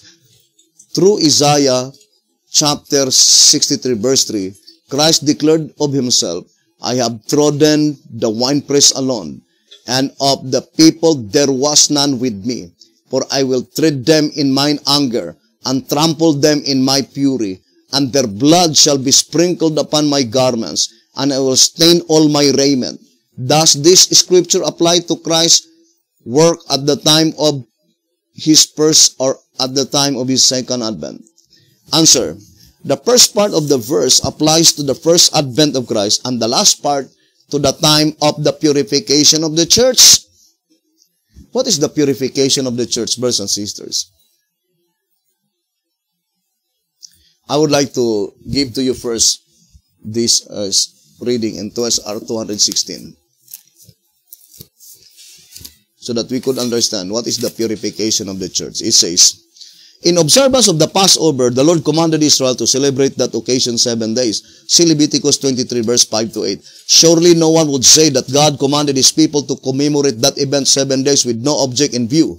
Israel after the flesh going into Egypt, then out of Egypt to Mount Sinai, the Passover in Egypt on the night when the death angel smote the firstborn of man and beast at the departure of Israel, are types of the church at the present time. The church going out of Egypt, wilderness, the purification of the church. Going out of Egypt, the purification of the church. Now, let us read again the statement here in answer number 4, page 22 and 23. The first part of the verse applies to the first advent of Christ, and the last part to the time of the purification of the church. That is the time Israel going out of Egypt, according to 2SR 216. Thus, Christ, by use of prophetic language, appears to be looking back on the time of his sufferings while he was on the cross, emphasizing that there were none with him, and that, therefore, by inference, those who had no part of his agony have no right to rule over those whom he has set free, and that whoever continues to hold his people in bondage,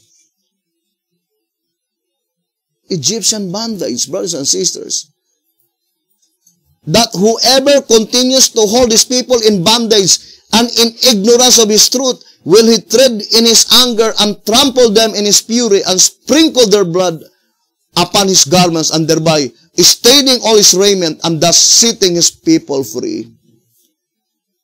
Answer number 4, page 22 and 23. That is, brothers and sisters, a serious warning given by God to any who will hold God's people like Pharaoh of old, saying here in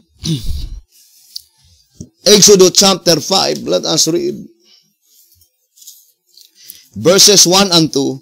And afterward Moses and Aaron went in and told Pharaoh, thus said the Lord God of Israel, let my people go, that they may hold a feast unto me in the wilderness. And Pharaoh said, who is the Lord that I should obey his voice to let Israel go? I know not the Lord, neither will I let Israel go. Exodus 5 verse 1 and 10. And it is pointing to the people who will hinder this message, because this is the very year, brothers and sisters, that God commanded His people to depart from Egypt. And I will tell you the exact date on this year, 2020, when we will depart from Egypt, brothers and sisters. And we will prove that message through the Shepherd's Rod publications. Hoping that you will continue listening and viewing this program, brothers and sisters. It is a very serious matter, brothers and sisters. The time has come that we need to prepare ourselves this year to depart from Egypt. And any who will hinder this message, they are represented by Pharaoh. They are represented by the grizzled horses in Zechariah chapter 6. So I would like to read, this is the last reading, brothers and sisters, in 2TG 22. Let's read again. 26 and 27. 2TG 22, 26 and 27. Now is everyone's chance to decide to be either on the one side or on the other. Either to reform and be led by the faithful bay horses, or to cling to the self-important grizzled horses and stay by them in the south country, there to perish. Here is indeed a momentous decision to be made by every member of the denomination. It calls for action that will decide the future destiny of the laity as well as of the ministry. Now is your opportunity to act, and it is my wish and prayer that you and every member of the denomination choose to be on the side which this unveiled paradox of the ages plainly and definitely instructs you to be on. Do not let the grizzled horses deceive you any longer. Meet their fair speeches with "Thus saith the Lord." You take them to task on this strictly biblical truth. 2TG 22, page 26 and page 27. We will continue this subject, brothers and sisters, and may the good Lord bless you and have a wonderful evening.